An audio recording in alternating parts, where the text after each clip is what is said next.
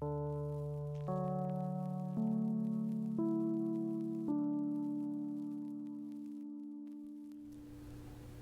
everybody, and welcome back to the ASMR review show. For this video, I'm going to be doing another boss video about the latest FromSoft video game, which is Sekiro: Shadows Die Twice. Not to be confused with the James Bond films of such similar titles. So, if you are new to this channel, you don't know my style of videos. Basically, I played through the game, I beat every boss, I saved all of the footage of my first time beating each boss, and now I'm going to show that footage for you, and I'm going to narrate it in a whispered, soft-spoken voice for your relaxation, as that is the general concept of ASMR. If you don't know what ASMR is, it stands for Autonomous Sensory Meridian Response, and it's a sort of shiver type relaxation feeling you get from certain sounds or stimuli.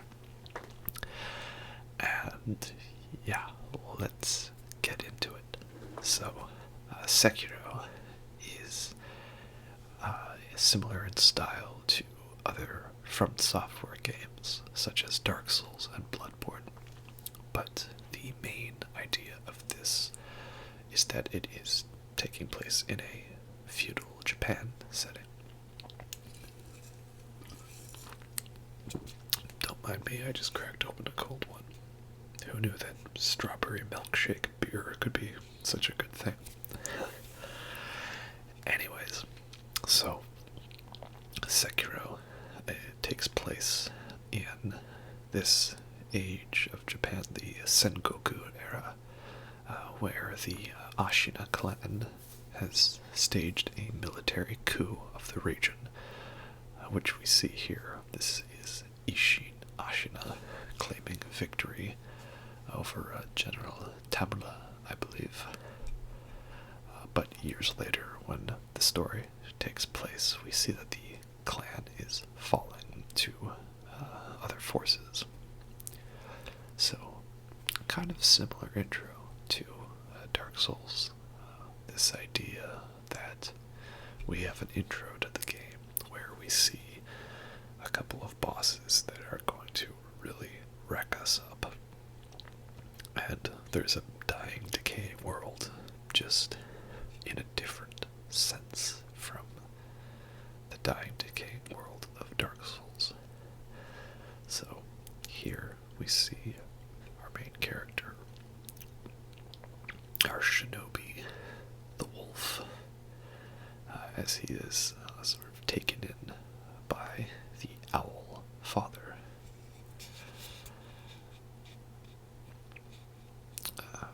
So, yeah, for all of you wondering why this took so long of a video to make, I'm lazy. That's it. Really. I've got nothing better for that. I just didn't feel like sitting and recording 4 hours of me ranting about stuff. But, yeah. That's how it is. I'm not going to sugarcoat it. So this intro establishes that we, the wolf, have a duty to follow our father and protect our master. Our master being Kuro, the child with the dragon's blood. And, I mean, many pointed it out online, but can we talk about how our wolf character kind of looks exactly like a Japanese version of the wolf Geralt from Witcher 3. I guess I also have to shout out Witcher 3 for being another reason why I've put this off for so long. It wasn't a game that I could get into it for first, and all of a sudden it clicked, and I'm like totally addicted to it, and Gwent is the greatest thing ever, and the biggest problem with Witcher 3 is having to drop out of school and quit your job so you can experience all of it, and that statement is completely accurate.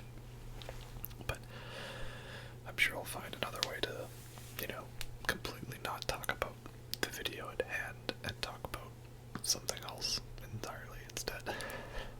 So, as some have pointed out, this intro is in no way whatsoever related to any other FromSoft game. It's simple. It's just a character who has lost all hope, imprisoned in a cell with a opening to the ceiling, and a kind figure comes along, dropping some kind of an item that will allow us to escape by giving us the motivation to do so. Yep, can't think of a single other game or franchise that could have such an intro. So, as a great British-born Australian once said, it's good to stick with what you know, and FromSoft seem to be stuck, nailed, and riveted to what they know. And what they know is how to make us throw our controllers in rage. So, here we are. This is our Shinobi character, the wolf, who we will soon be named as Sekiro. So, we escape from our prison cell and to meet up with Lord Kuro, who is our master. And yes, I will be probably butchering some of the pronunciations of the Japanese names. I'm gonna do my best. And you can't hear the game audio, but I am playing with the Japanese audio because it's the default language for this game and it feels much more immersive. I didn't know beforehand that it was going to be the default, but as soon as I saw the demo footage with the Japanese audio, I instantly decided that that is how I would play the game. So, this is where we are given Kusabimaru, our main sword for the game. Unlike other FromSoft titles, there's not as much of a role-playing element to this game. It's been very stripped down and streamlined, and some may view that as a bit of a step backwards from the freedom of player control and classes that you had. But at the same time, Sekiro was never going for that approach. And I like that this game feels very retro in that you got a single player game and there's a story and you have a way to fight and you learn the mechanics, and that's how it goes. So once we have opened the door for Kuro, we have to go clear the way, and the first sort of mini boss that stands in our way is the leader, Shigenori Yamauchi, I think. I told you it was gonna be bad.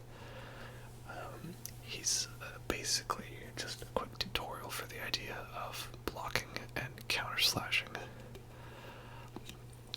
Because Sekiro's style is, instead of mainly focusing on dodging attacks, you deflect attacks and build up your enemy's posture meter, thus allowing you to get an instant kill on them.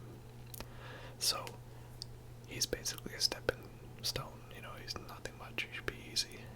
The real challenge is when we get to Genichiro, who is the current leader of the Ashina clan.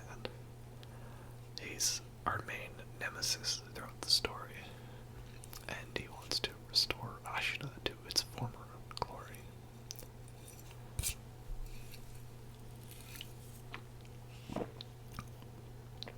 And many have pointed out there's this very nice fine detail that when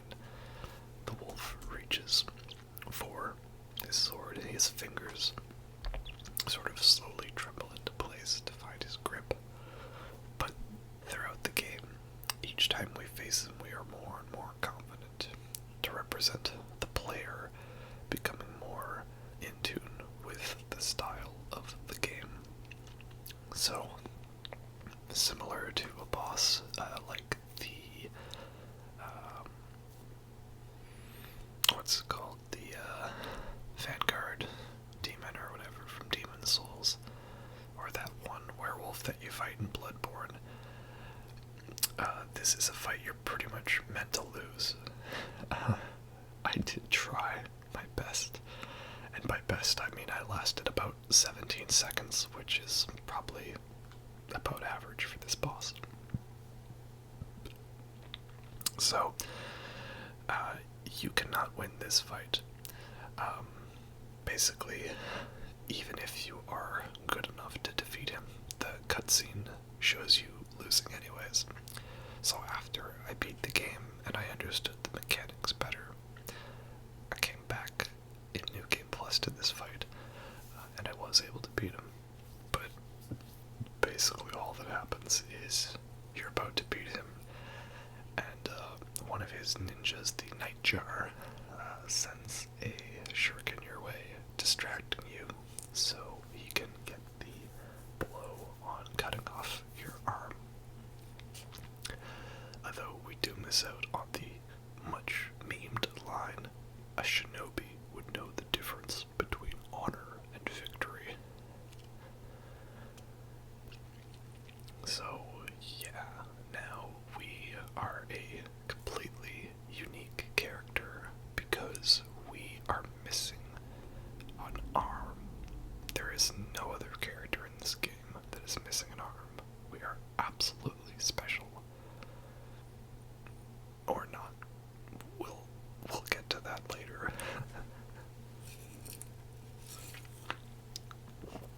So, much like other FromSoft games, we now are in a hub area where we will be able to travel back to and level up our abilities and improve different aspects.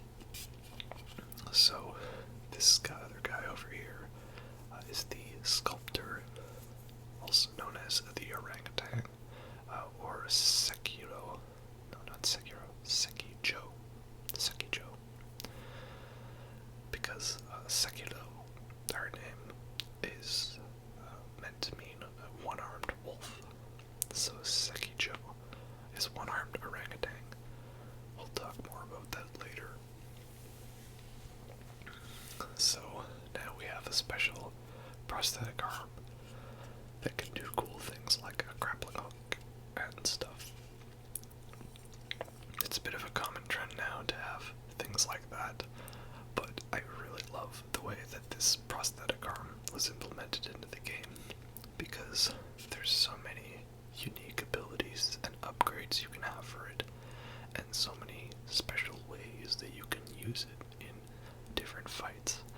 And I've played through this game 3 times as of recording this, and I still feel like there were certain abilities that I didn't use to their fullest extent. So, basically, Sekiro cannot die because he is bound to his duty, and he's been given the dragon's blood from Kuro.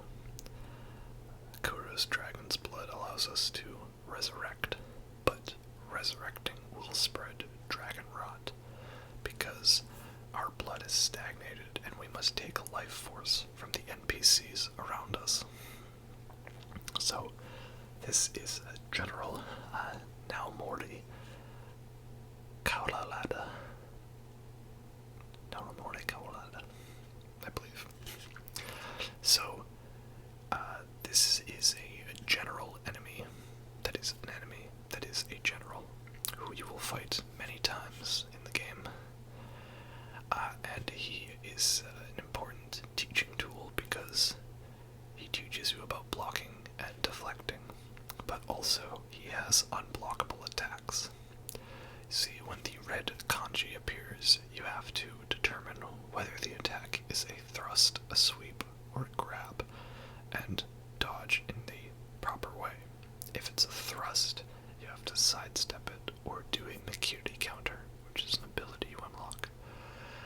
If it's a sweep, you have to jump over it, and you can also do a bit of a Goomba stomp on the enemy to increase their posture.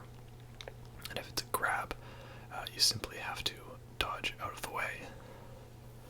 So, this was a fight I definitely struggled with because your muscle memory of playing Dark Souls works against you because you're tempted to dodge rather than block.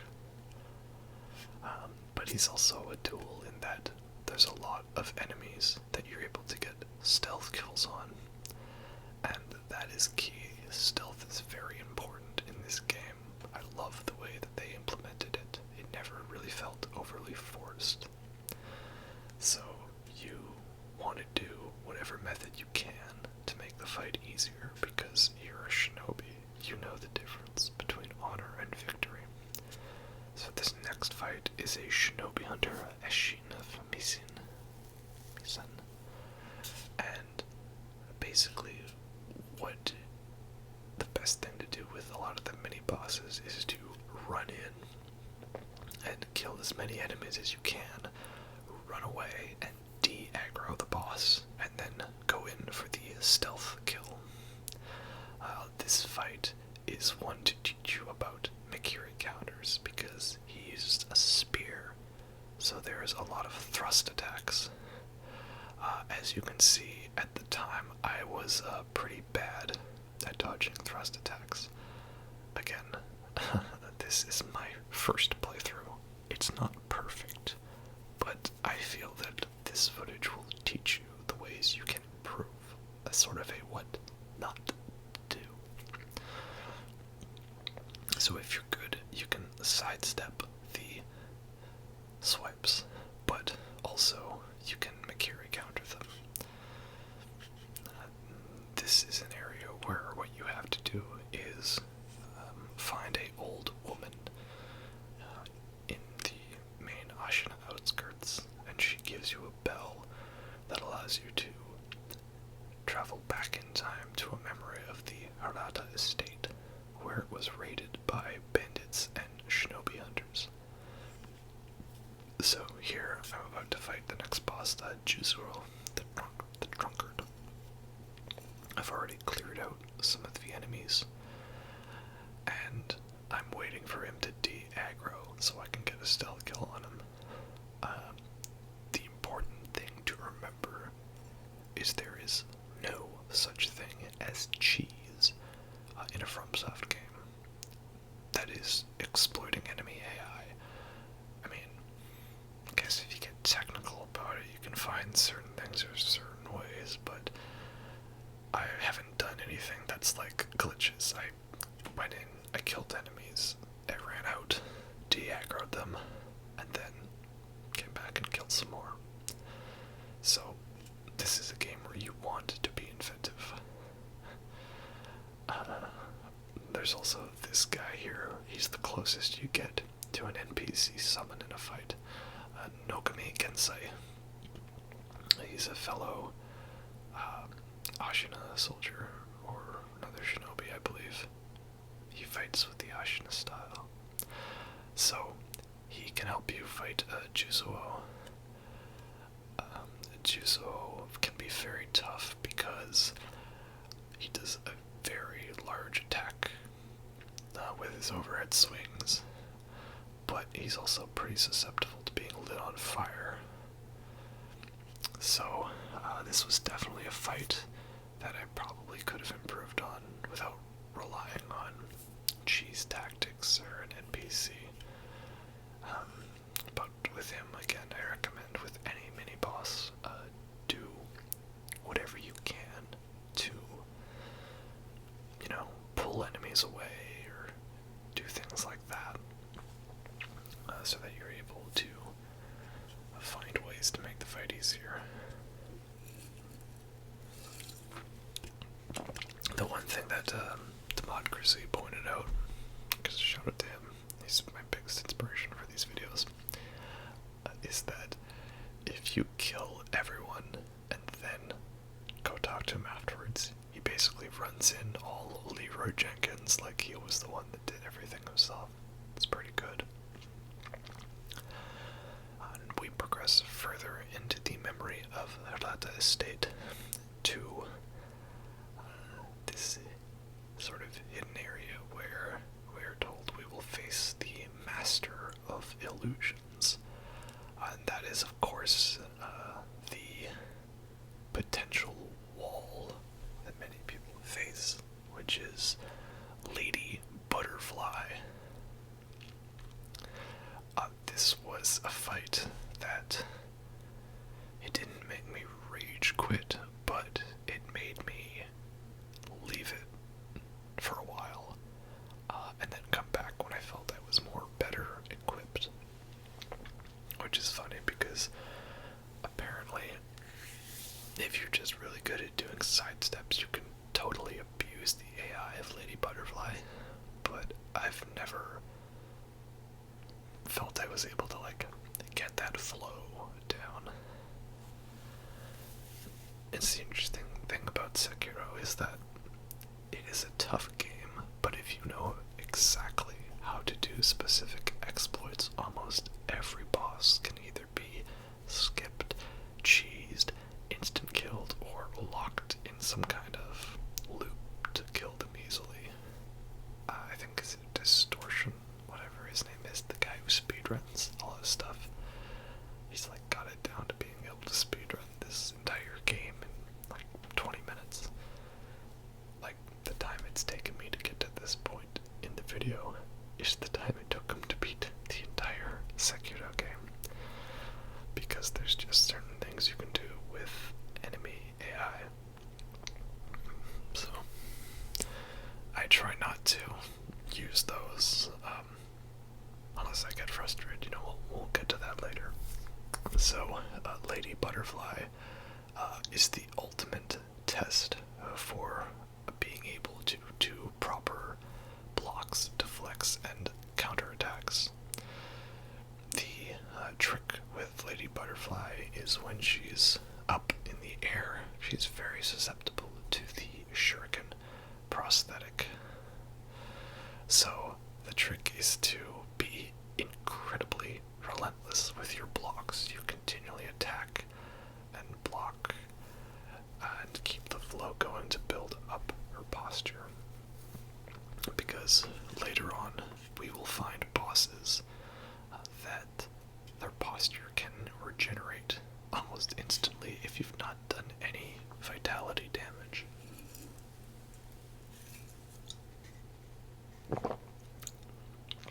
So, unfortunately, this also brings in the trend that every main boss in Sekiro has a hidden second phase.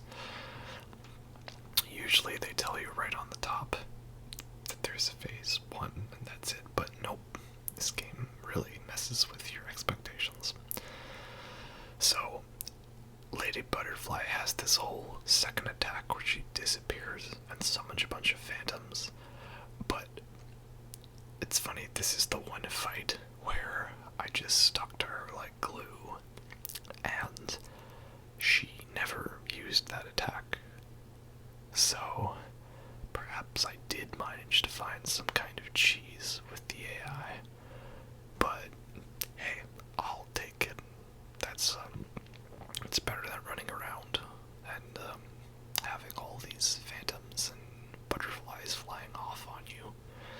So, yeah, she gives you this Sakura droplet, which is very good because this gives you a third resurrection charm when you eventually find Kuro from Genichiro. And this sequence is important because this shows how we got to have the dragon's blood. We get attacked from an unknown assailant, and the most likely choice is, spoiler alert, this is Owl, our father who's actually betrayed us, because he wants to take Kuro and the dragon's blood all for himself. But during this time, we will see that Kuro actually goes out of his way to save us by giving us the dragon's blood willingly. So, that's how everything has come to be. But it's, I'd say Lady Butterfly's a pretty good fight. she can be very annoying. I had a lot of friends I talked to about it, and she was kind of one of the definite get good fights in the game.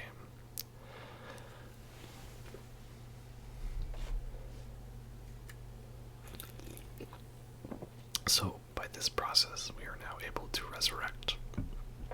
So, the Hirata Estate sort of side path is important because it gives you access to several more prosthetic tools, one of which is the Flame Vent, which is pretty important for being able to beat the Chained Ogre, who I decided not to bother with fighting without it. The lore is that the red eyes fear fire, and that's your clue to get the Flame Vent prosthetic. So if you've done the method I've seen, this is how you get a stealth kill on the ogre. You just won't notice you. Although I have seen if you use the Gachi's sugar, I believe it's called, the sugar that makes you harder to detect, you can basically sneak up on him while he is still chained to the post before he breaks out. So, I think the reason the Chained Ogre is so revered as a hard boss is it's those damn hitboxes and how hard he hits for an early game. You see, with one hit, he basically is taking out all my health. And at this time, you only have like 1 or 2 gourd seeds, plus your pellets. So, I think what most people get wrong is he has attacks that look like they're ones you should dodge to the side, namely his leap forward grab. But actually, I feel like those ones are ones where you need to jump. So, I think this was one of my first attempts with him. Thankfully, I got pretty good RNG. But the main thing to watch out for is knowing when to dodge to the side and when to jump up. Unfortunately, I feel like this game kind of suffers in that if you do the wrong dodge, even if you still are on point with it, it'll still punish you. And there's your pretty on point Makiri counter to make up for me not Makiriing the Shinobi Hunter earlier. The other thing that's interesting is people didn't like how Dark Souls 2 had a lot of bosses that were regular enemies, and yet somehow I feel Sekiro made a way to make this work in that they're not mandatory. A lot of the mini bosses you can skip, and they also tied bosses to important items. For all of its difficulty, if you really wanted to do so in Dark Souls, you could just simply grind a bunch of souls and then do this an infinite amount of times until you were a high level. I know that I did that the first couple times I played through it, because I thought, hey, I may as well just sit here grinding enemies and level up my vitality to way higher than what it should be. But you can't do that in Sekiro, because the only way to upgrade your health is by getting an item from mini-bosses, and the only way to upgrade your attack is by killing the main bosses. So, this other general, Tenzin Yamauchi, pretty much the exact same as the former general we fought, but he has a lot of standard enemies. I didn't bother showing clearing them out, but again, that's the idea, is there a bunch of enemies with this boss, clear them out, and then deal with the mini-boss. There's no point in taking on like 12 enemies at once. So, as to whether or not this giant snake, the Great Serpent of the Valley, is a quote-unquote boss,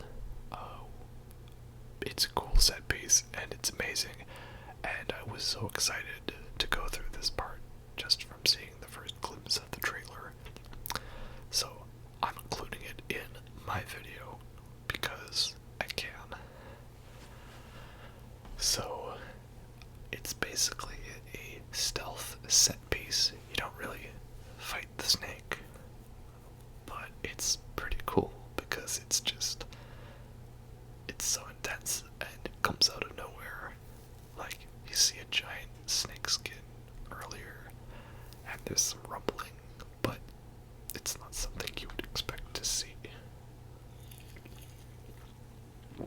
So you basically have to properly navigate all of the different locations while just timing it right.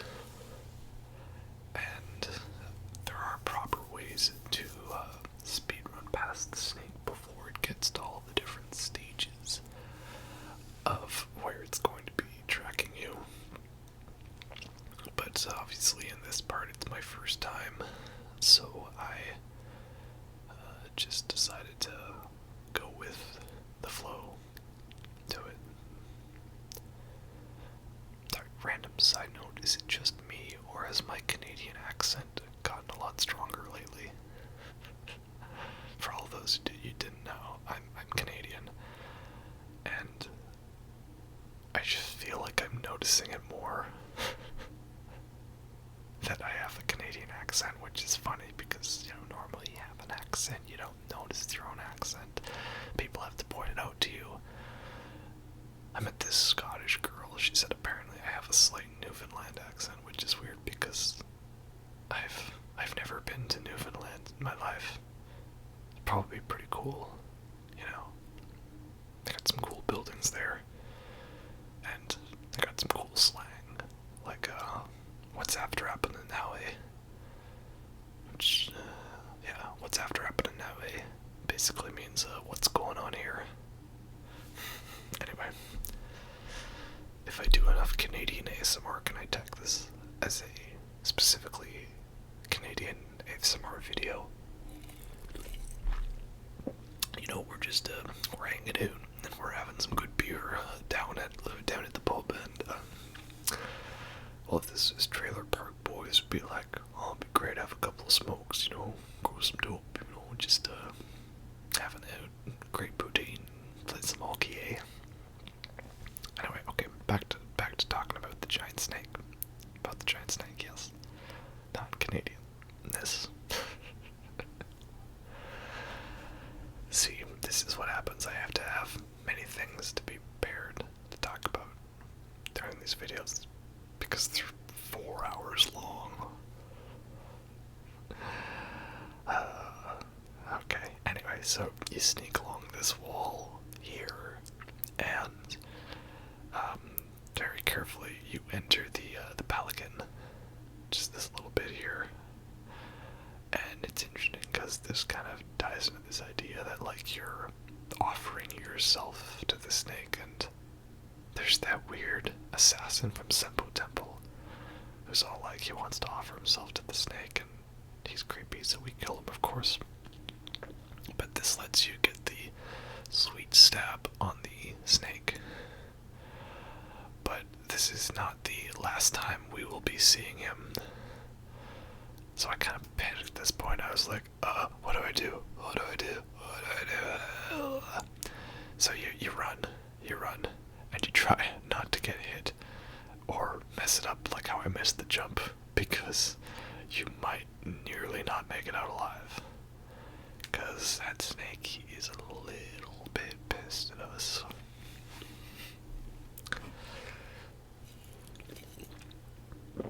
So, yay.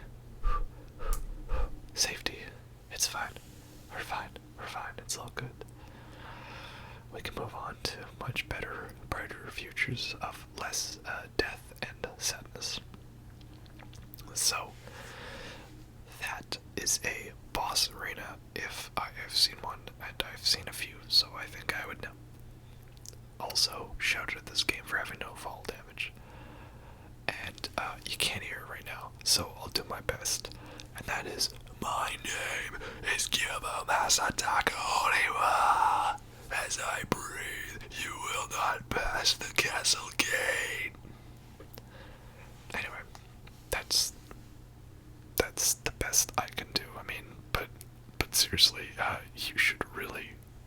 It's the one situation I think where the English voice actor does a better job. So, Gyoubu Oniwa, he is a general who fights atop a horse, and the trick is that you use the Shinobi firecrackers to startle the horse to get a couple free hits in.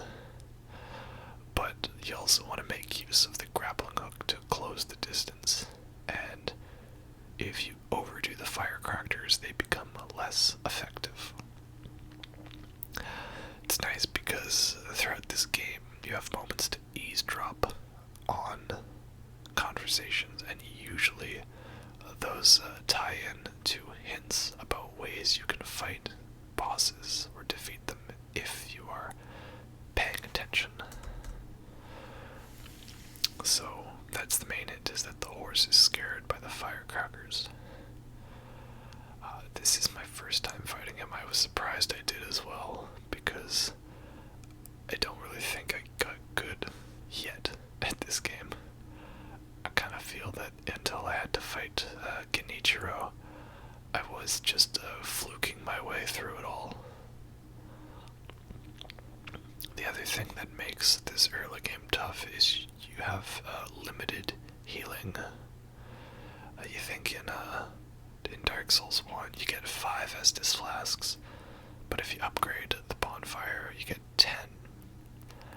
I made that a little tougher in Dark Souls 3. You only started with like 3 Estus flasks, but you found a couple more pretty quickly.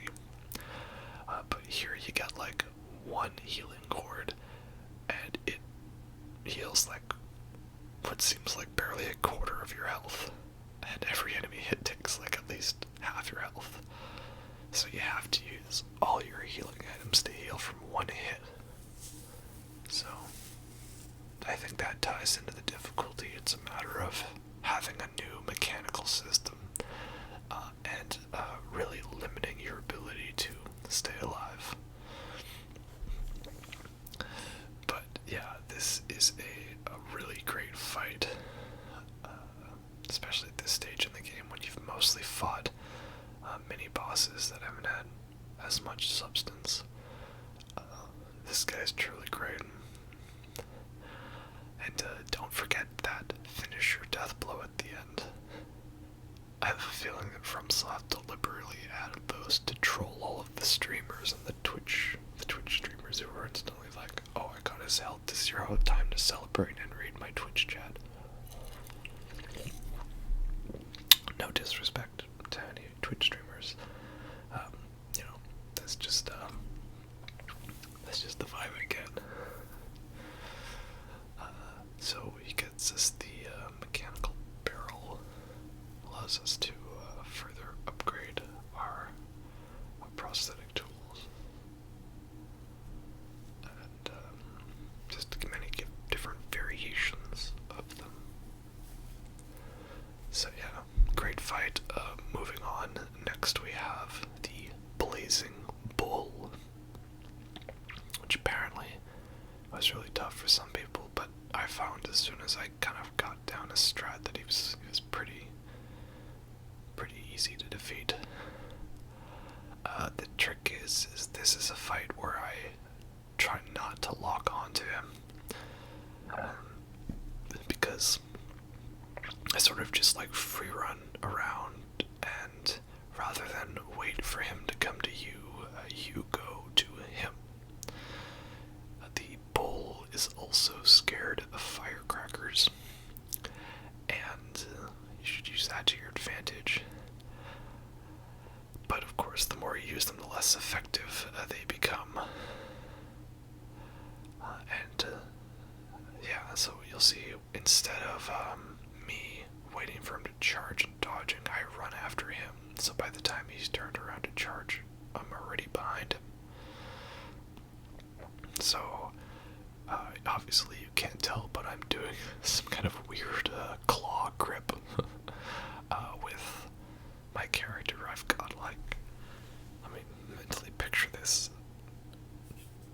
I've got my main pointer finger holding the circle button, and I'm using the middle finger to hit R1 to attack, and then I'm using, of course, my thumb still for the analog sticks. You kind of got to do this weird thing, but it allows you to sprint and turn the camera at the same time. It was something I got really good at, just figuring it out. Like, did you ever play the PlayStation 2 X-Men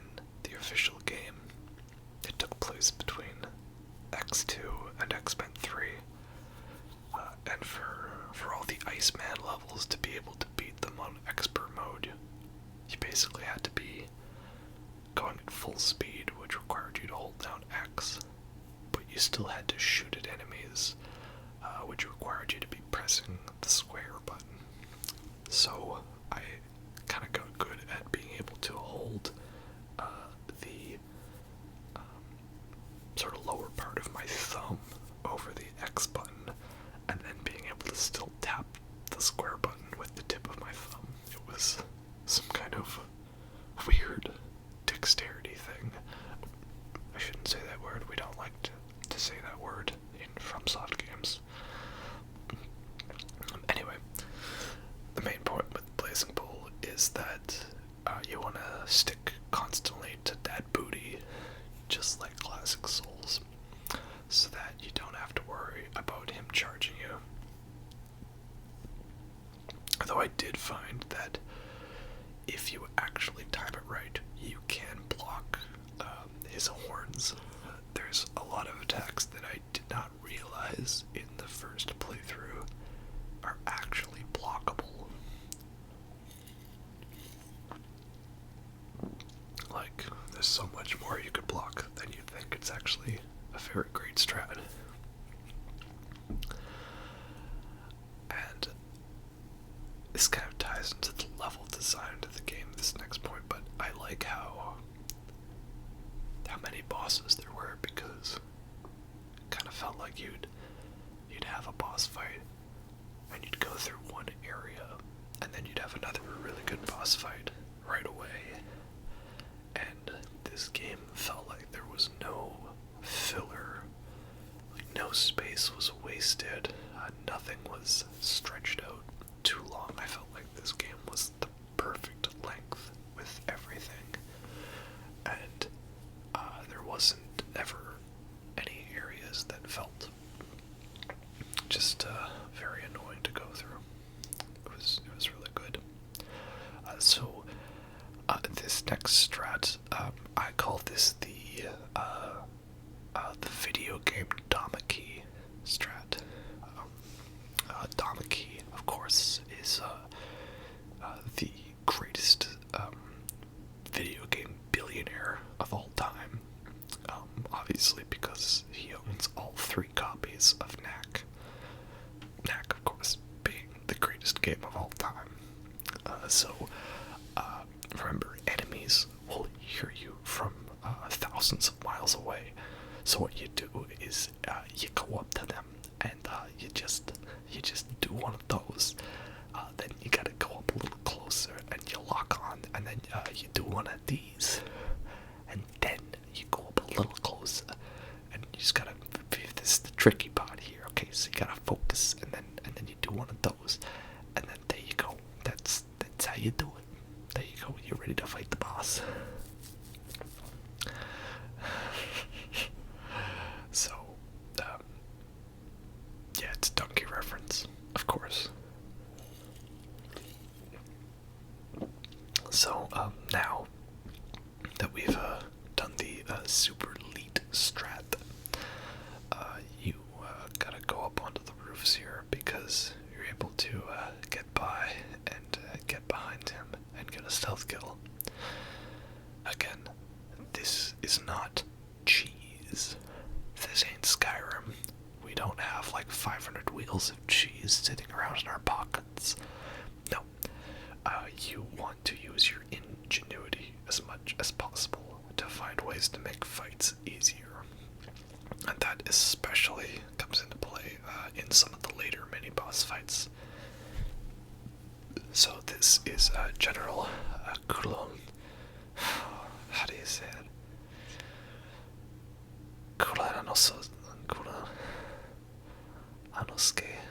Kuranosuke Matsumoto. He's General Matsumoto. That's what I'm going with. I'm sorry. I tried real hard to get the pronunciations. Anyway, he's another general fight, like Yamauchi and the other one. Exact same moveset, nothing's different. I feel he's a bit easier because, again, if you use the video game Damaki strat, it's much easier to clear out the enemies. And as long as you get your stealth kills on, you want to cut the fights in half as much as possible.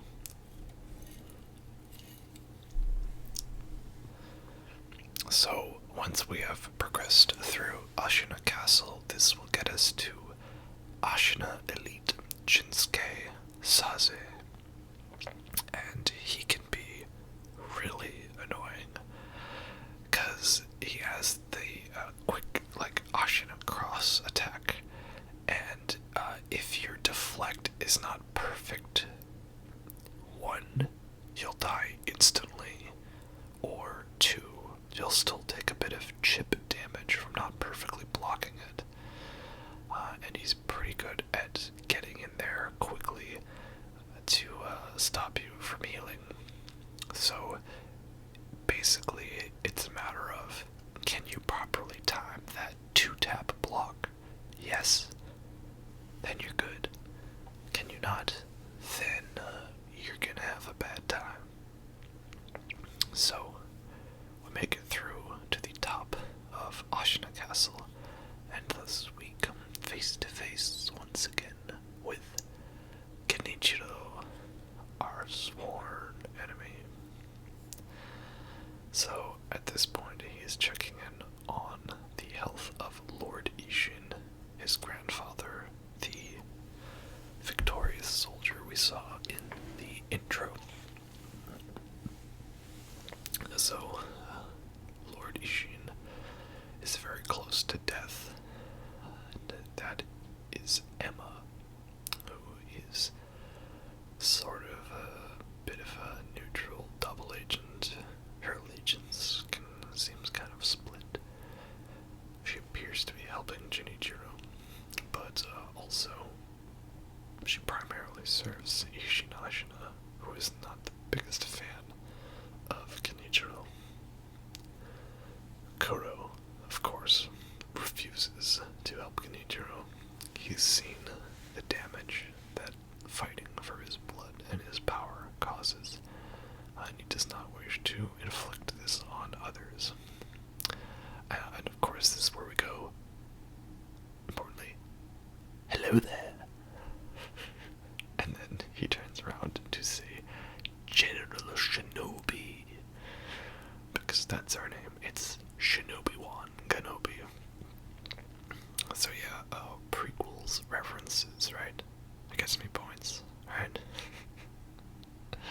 So, Genichiro, this is the get good click moment for the game. If you can get him down, you should be good for the rest of the game. This is where you need to get good scrub. Because Genichiro is relentless. He has many quick attacks, and the trick is to always be on the offensive with him. You have to properly dodge the sweeps and properly predict his unblockables. See, after he does a jump attack, he can follow it up with a sweep or a thrust. So you have to hesitate to see which he's going to do. And you want to get into a rhythm. Everyone jokes that Sekiro is secretly a rhythm game, and they make that joke because of this fight. This is where you realize that the fight is some kind of a dance, in a way. There's a flow to it.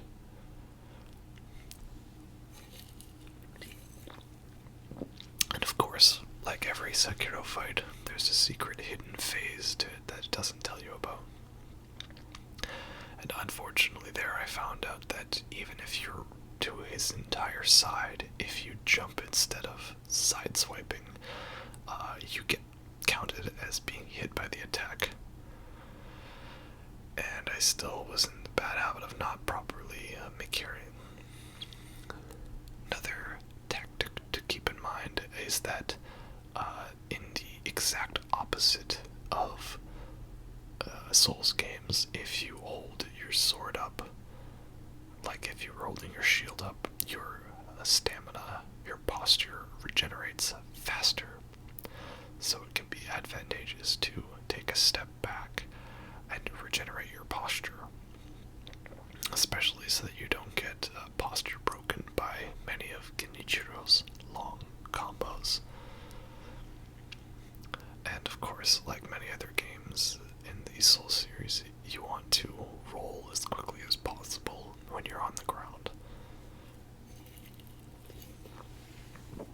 So I'd say that part of the fight went pretty smoothly for me. But of course, there's always a hidden phase 2. That's just the rule for Sekiro.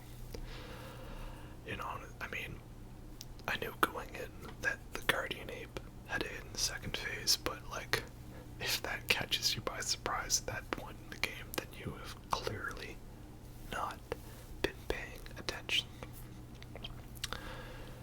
So, this is where we find out that Genichiro has embraced the heretical arts of the lightning of Tomoe. Because I guess he was raised by Lady Tomoe a long time ago. I haven't watched Vadi's newest videos. Don't get mad at me, I'm not the best on the lore. But basically, he's got lightning. And what do you do with lightning? Well, if the lightning hits you when you're on the ground, you will take a lot of damage. So, the trick is to get hit by the lightning in midair and then redeflect it at him when he's on the ground. Which is, of course, easier said than done. I find what always happened is I would either jump too late, or I wouldn't jump soon enough, and then I would just get hit by it. And so it didn't really encourage me to want to try lightning reversals. And of course, since that's the new tactic introduced in this fight, he really likes to spam them. It's funny, it's the one time where I was half decent at dodging an attack where I didn't want to. You'll also have noticed at this point, perhaps, that I am a Sekiro player with no skill, because I was doing the Sekiro shuffle, which is you spam the block button in hopes that it times out properly. And I can confirm that that will get you through a first run of the game, but you have to get a little more precise at the dodging when you're in New Game Plus. So, that was annoying me because I rolled right into his grab. But it's okay. We've got to resurrect. It's the power of the dragon's blood. So, it's kind of funny because that lightning reversal I got on him was a complete fluke. I flinched and I hit jump. And then I realized that was what got me the kill. So, yeah, say what you want, journalists, about the difficulty of these games, but some of those kills are really damn satisfying.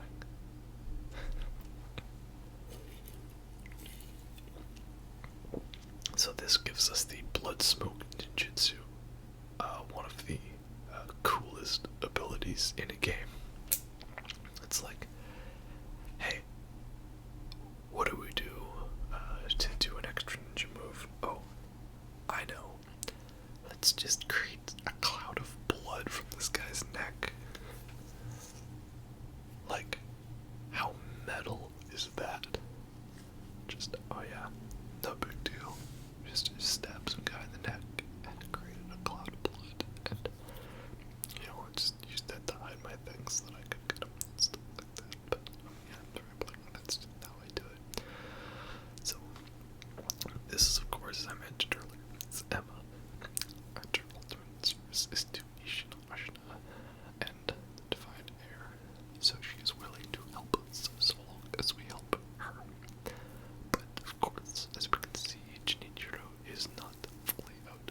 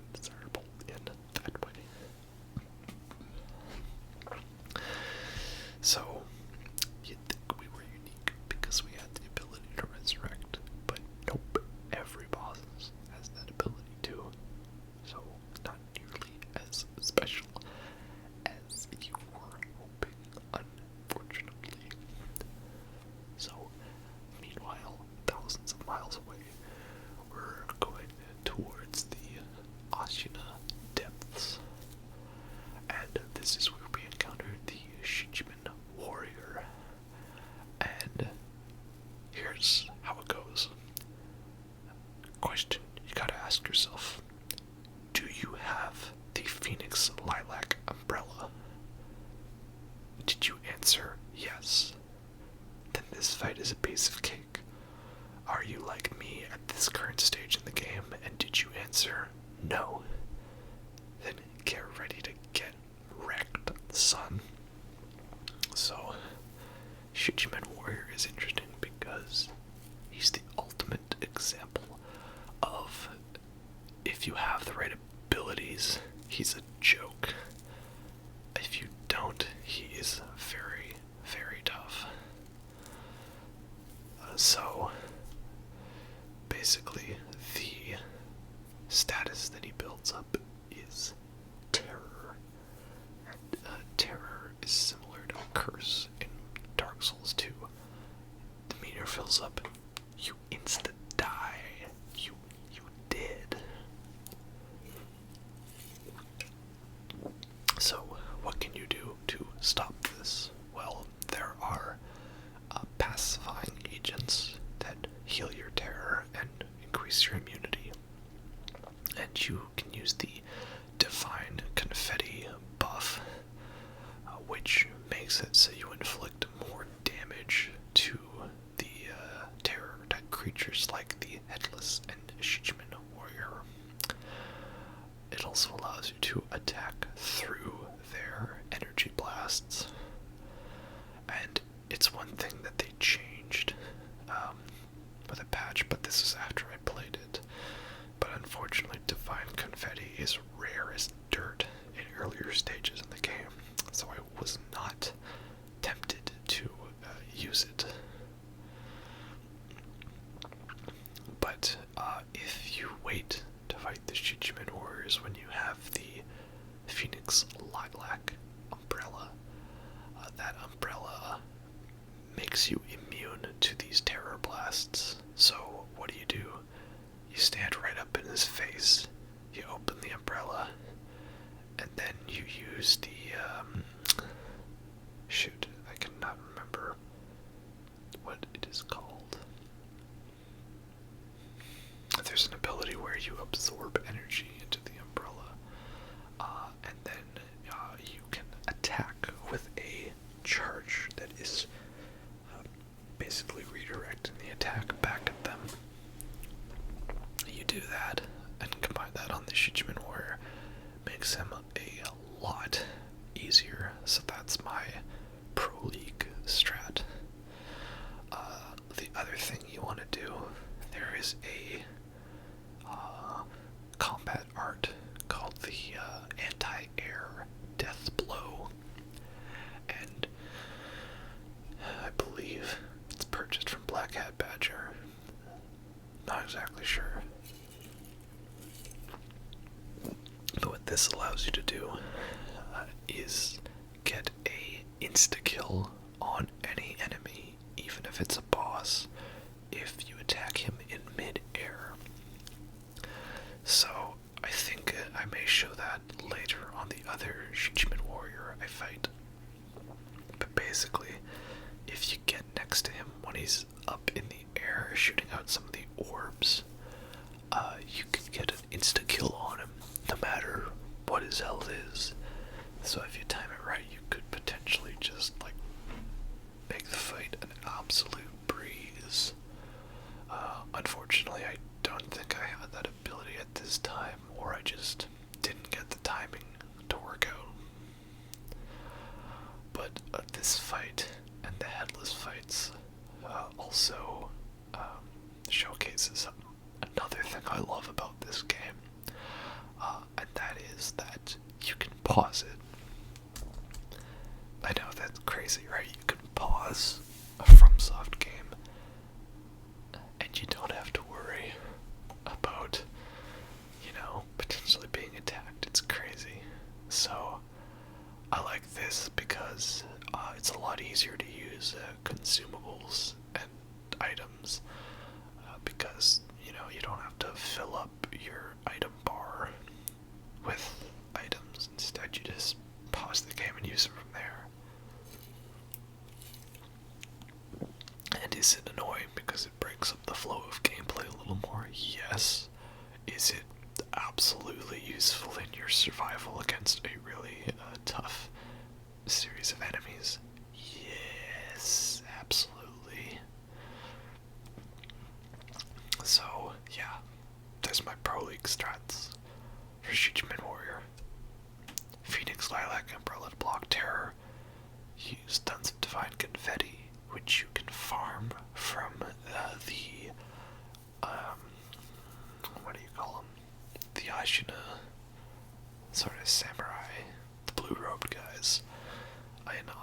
Castle, they have a pretty good drop rate.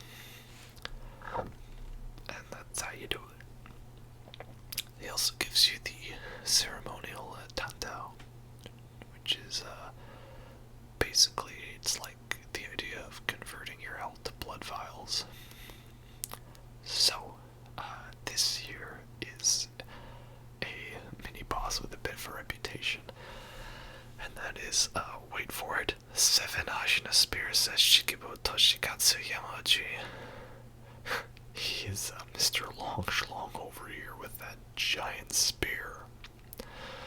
So, some may say he's the hardest mini-boss. I don't know if he gets that title for me, but he's pretty up there. Why is he tough? There's a couple of reasons. One, he's pretty good at relentlessly attacking and breaking your posture. The other is that if you miss those Mikiri counters with the spear, he will probably one-shot you. Or at least he'll grab you and totally beat you into submission. The other thing that's tough is, unlike every other enemy, normally if you do the Mikiri counter where you step on the spear, you know, you get a nice couple free hits. But with him, you do a Mikiri counter, he basically like pushes you off the spear and attacks right away, which means that it's a lot easier for you to get distracted by that and take more damage. So, he's a test of your relentlessness and your ability to Mikiri counter. And now we have what was easily my least favorite mini-boss in the game the first time I played it, and that is the Lone Shadow Long Swordsman.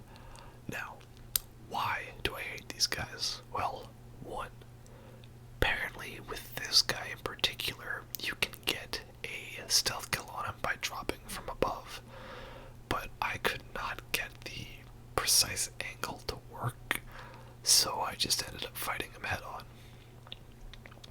Two, I hate him because something I didn't realize, but at first, he's missing an arm.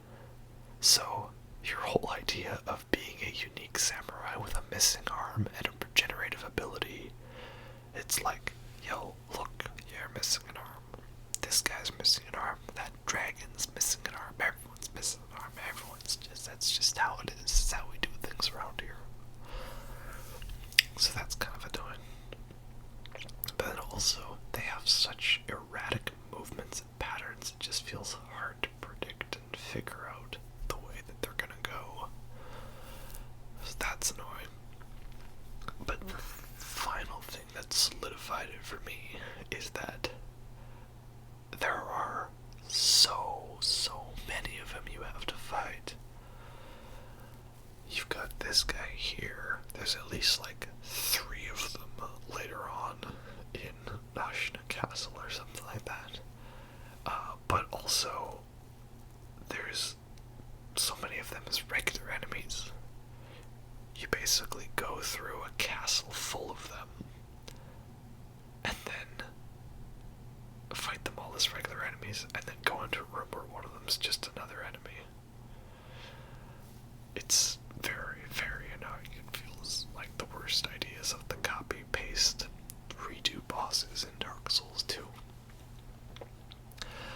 And the other thing I'm not a fan of is the area where you fight this first long swordsman, because it's a very confined area, and it's very easy to get stuck in corners and misproperly place the camera.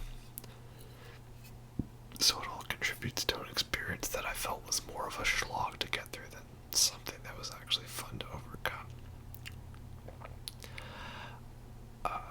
This first playthrough, I never really got the hang of fighting the swordsman.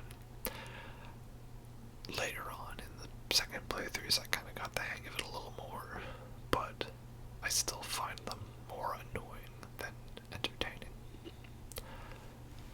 So, at this point in the game, we kind of have multiple paths we can go.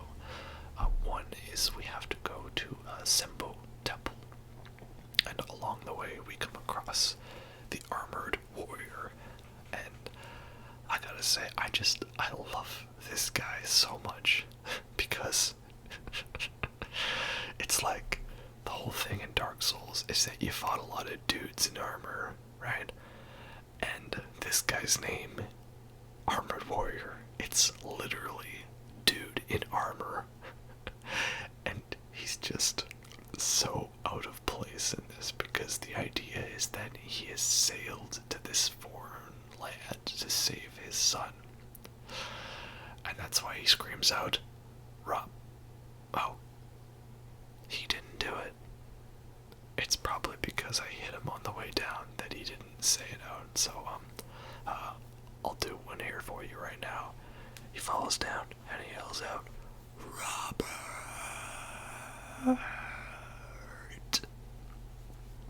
You know, it's the meme. You know, it's what it is.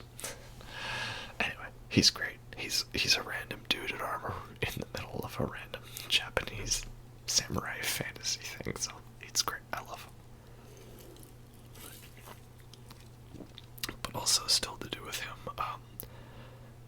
Don't do what I did, which is totally fuck up the positioning of him and not knock him over the ledge and just have to fight him again and die. He's cool. Anyways, this is the long centipede giraffe weird monstrosity thing we're gonna fight. He's another testament to your ability to properly stealth kill enemies and get stealth attacks on him before you fight him. So, Gachi's sugar is absolutely great. Allows you to be harder to visualize so you can get those stealth kills.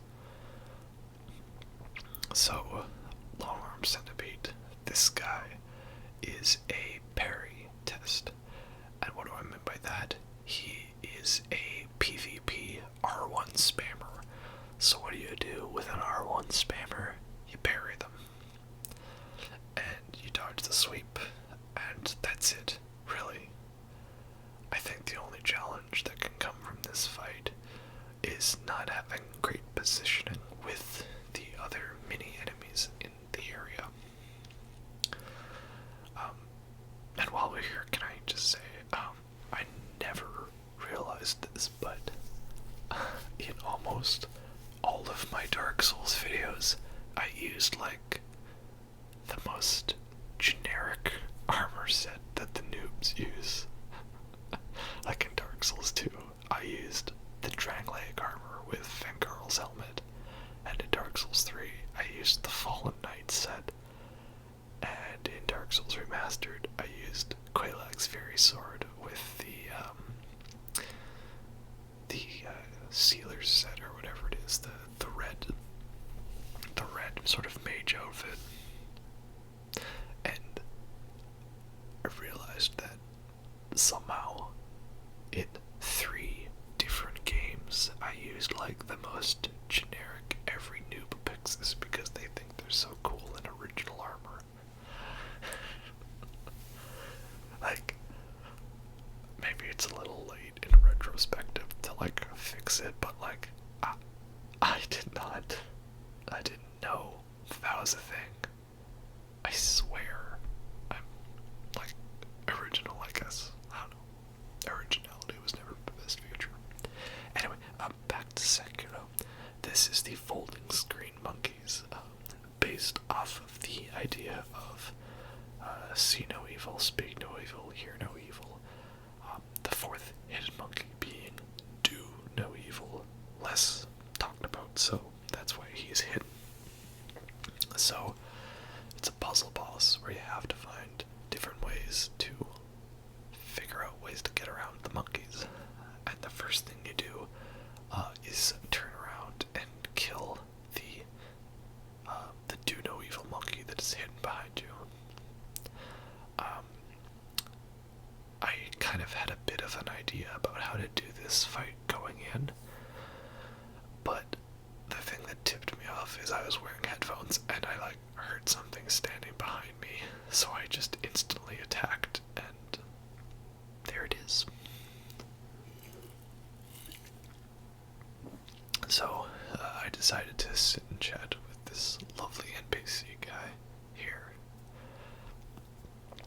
basically, he gives you a general lowdown on the way that each monkey functions.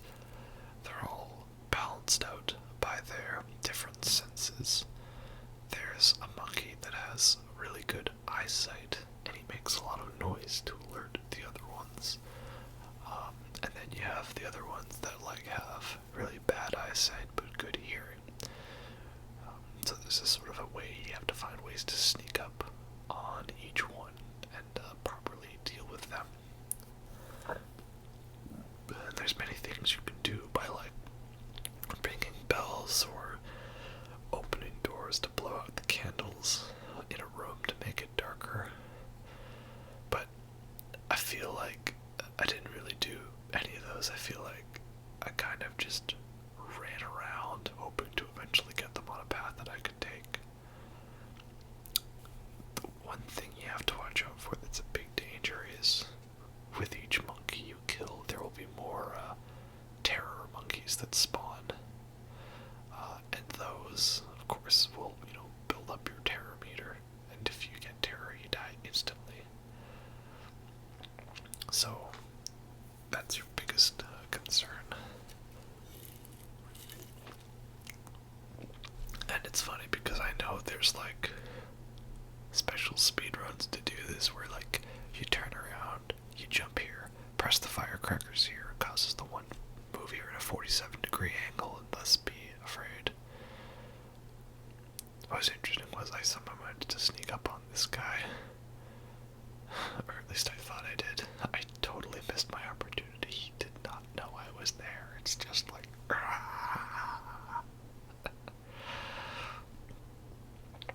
So, the idea with this bell is you ring this so that the hearing monkey is deafened, and now it's easier to sneak up on him. I like this as a puzzle boss because it may be a little annoying and frustrating, but at the same time, there's many different ways to approach it. And if you properly lure the monkeys into different areas, you have many different ways you can approach it. But again, I'm slightly embarrassed by this footage. I feel it was, mostly me just running around screaming at nothing and just getting lucky. Hey, there's a monkey. He's just there. Okay, cool. I can kill him now. I at least like this better than some other puzzle bosses, like Deacons the Deep or the Ancient Wyvern, because it at least feels like there's some variety to it and it's a little less tedious. I say that as I'm still, for the 7th time, trying to firecracker that one damn monkey, So I don't know what happened here. He just went around or something or other. Like I say, I think this run was just me just, running around, swinging wildly at stuff and hoping that it connected. And I guess it did in this case, so, that's fine. I guess that works. But yeah, pay attention to all the different clues you get because there's a lot of different layers to this map, It's like an onion. It's got layers. Right? Just like how ogres have layers. Onions have layers. And ogres have layers. Right? Just gotta think of it like that. Also, can I get a special shout out to Sekiro for having it so even if you fall into the void, it's not an instant death. You just lose a bit of health, and then you get teleported back. Yes, yes, yes, thank you. That was such a good feature to include. So at this point, I was desperate and just thought, okay, I got you, sugar. Maybe if I walk around this way, I can, stealth him, maybe, kind of, sort of. I don't really know. Oh, hey, look at that. It worked. Cool.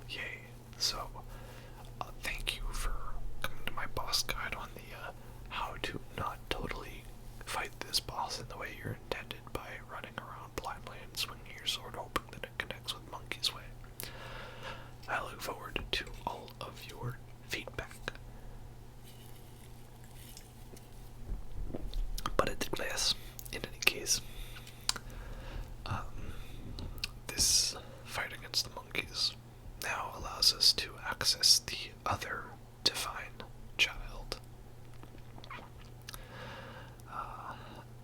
And we're gonna get some rice. Like, a lot of rice. Like, don't you like rice? Who doesn't enjoy nice rice? As that one comedian said, rice. Because when I'm hungry, I want to eat 2,000 of something. Anyway, this will teleport us to this hidden temple, and we can meet the other divine child, whose name totally escaped me for some reason. I am so sorry. Other divine child, you make some good rice. Anywho, that's the folding screen monkeys beat. I'm certain that killing a bunch of monkeys will have no repercussion whatsoever. Then I laugh in Afro Senju. So, meanwhile, thousands of miles away, we invade the gun fort of the Okami clan.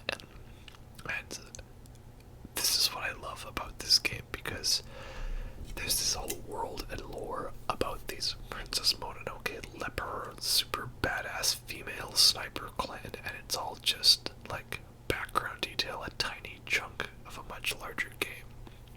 Like, I love that. These guys may be annoying to fight, but they're fun.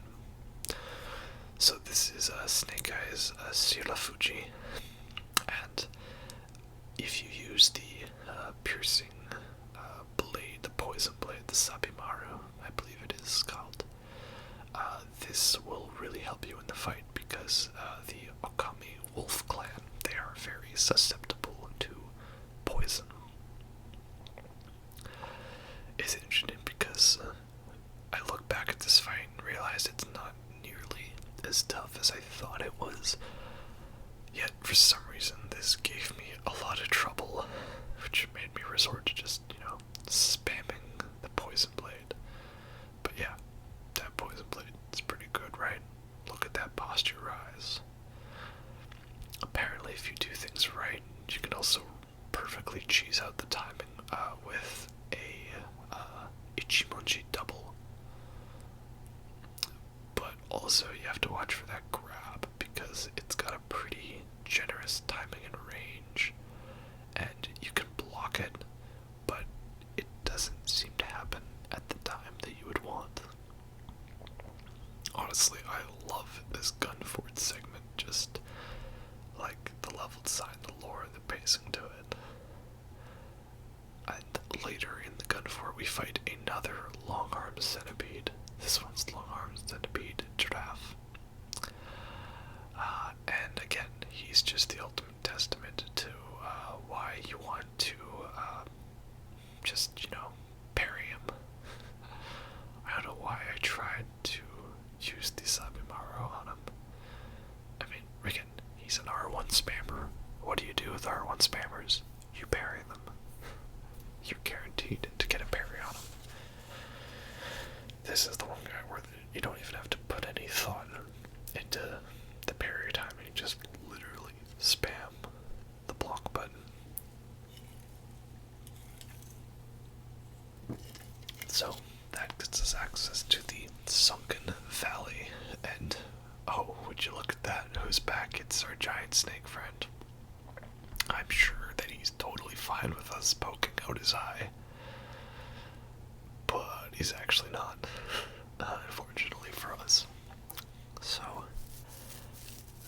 this part, it's a lot smaller of a set piece than the previous segment, but I still feel it's worth including, because again, it's a weird giant snake enemy, like the world serpent from God of War, but not nearly as, okay, the world serpent in God of War is pretty awesome, but hey, this is another giant snake. I like giant snakes, right? So yeah, similar, you just want to stealth around him and escape into the tiny passage. revenge on you soon.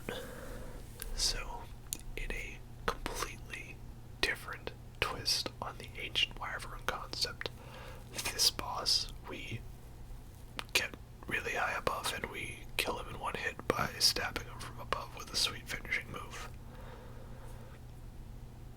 Okay, maybe it's a bit of a letdown, but y'all know that that was totally badass. Like, as soon as I heard there was a giant snake in the game, I'm like, how do I kill it? Can I kill it? Yes, you can. How do I kill it? You do a bunch of really weird ninjutsu techniques of mind controlling a Senpu or temple assassin so you can fly over this one side of a giant chasm into the secret area, and then you do an awesome thing, so okay, worth it.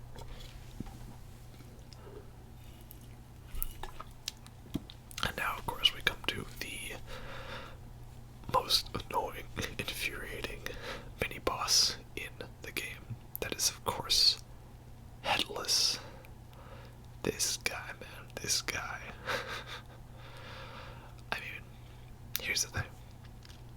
If there's ever a really annoying enemy in a Dark Souls game, I always try to think, well, why is he annoying? Right? What's the purpose of this being annoying? And of course, assuming this is not Dark Souls 2, where the purpose was we want to make everything difficult, regardless of whether it makes sense.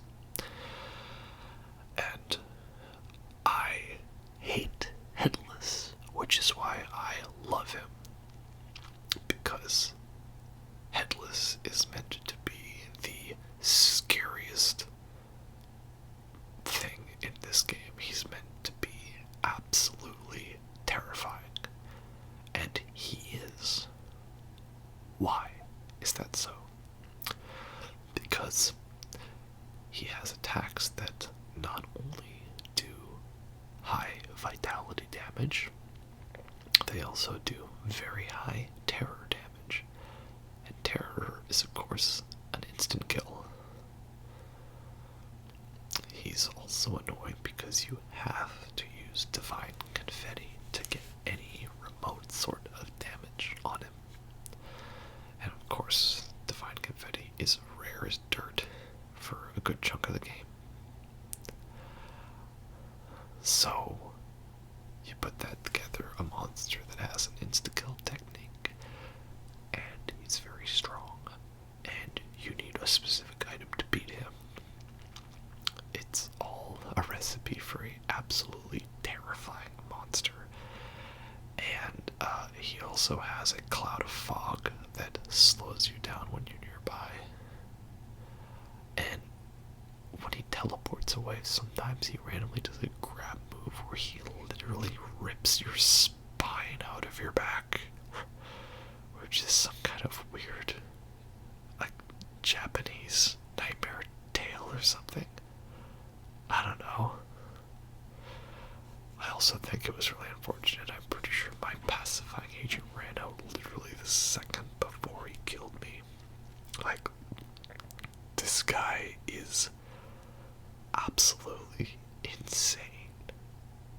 And again, I love it because it's so perfectly constructed fear, which is what you want with this guy.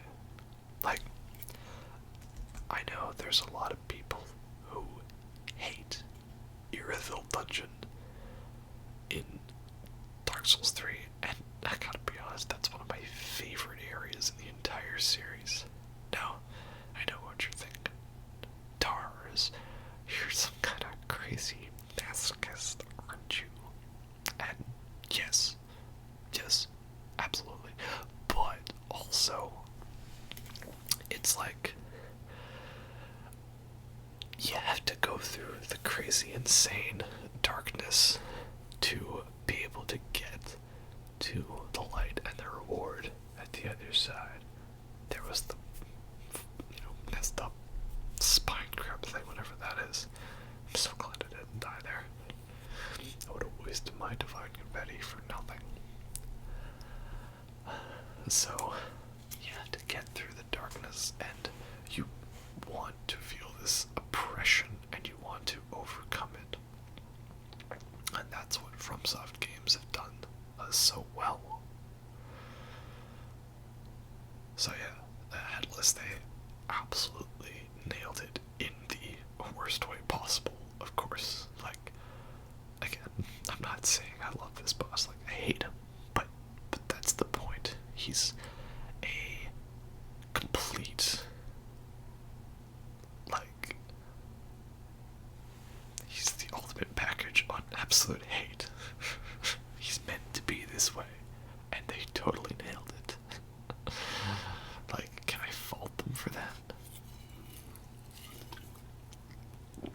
I don't think so. Or maybe, I don't know. Again, it's a challenging game. That's how it works. They do these things. So, once again, I'm just grateful for the ability to pause so that I can use all my healing and buff items from a safe state. Safe place, man. Safe place we can use our healing items in peace. Now, later on, I can't fully remember if I do it in this, but there's more Headless that we have to fight. That's another reason he's so evil, is we took the most annoying combination of factors, and then we said, hey, we're gonna make him the most common mini-boss where you have to fight 5 of them. Although, to be fair, 2 of those are underwater, and the fight is completely different from the way it plays out. This is always the scariest part, right? One hit from dying, and you don't know if you're gonna get him or he's gonna get you. But my prologue strat with Headless: Phoenix Lilac Umbrella. The umbrella that blocks terror. It's totally worth it. Trust me. So, meanwhile, thousands of miles away, we're going to be fighting another Snake Eyes clan member. This will be another testament to your ability to stealth, because if you use the Gachi's sugar and properly grapple through, you're able to get over to the boss and get a stealth blow without triggering any of the other enemies. So, again, if you're not the best at sneaking by, this fight will be annoying because you'll be stuck in the middle of a poison pool with a bunch of snipers. But here's why the poison area, while it may be a absolute mandatory staple for FromSoft games, is not that big of a deal in this case, because you have a jump feature and a grappling feature which keeps you safe. Now, let's try not to pay too much attention to my obvious error of thinking that an enemy that I was told is weak to poison is not weak to poison because it's hanging out in a poison area. Like, you know, at first I just thought, like, oh, this game is messed, like, I'm doing all of the poison attack and it's not doing anything. And again, I realized it's like they told you, hey, these enemies are really weak to poison, but however, you should be smart enough to realize that because this enemy hangs out in a poison pool, that it is the one enemy that's weak to poison that is not weak to poison. If that makes sense. And unfortunately, at this stage, I think I attracted one of the other snipers. So I decided to, back off a bit and lure her out into a different area. Just a different perspective. So I didn't do it in this playthrough, but I've seen footage where basically if you use the Ichimonji double, which is the most overpowered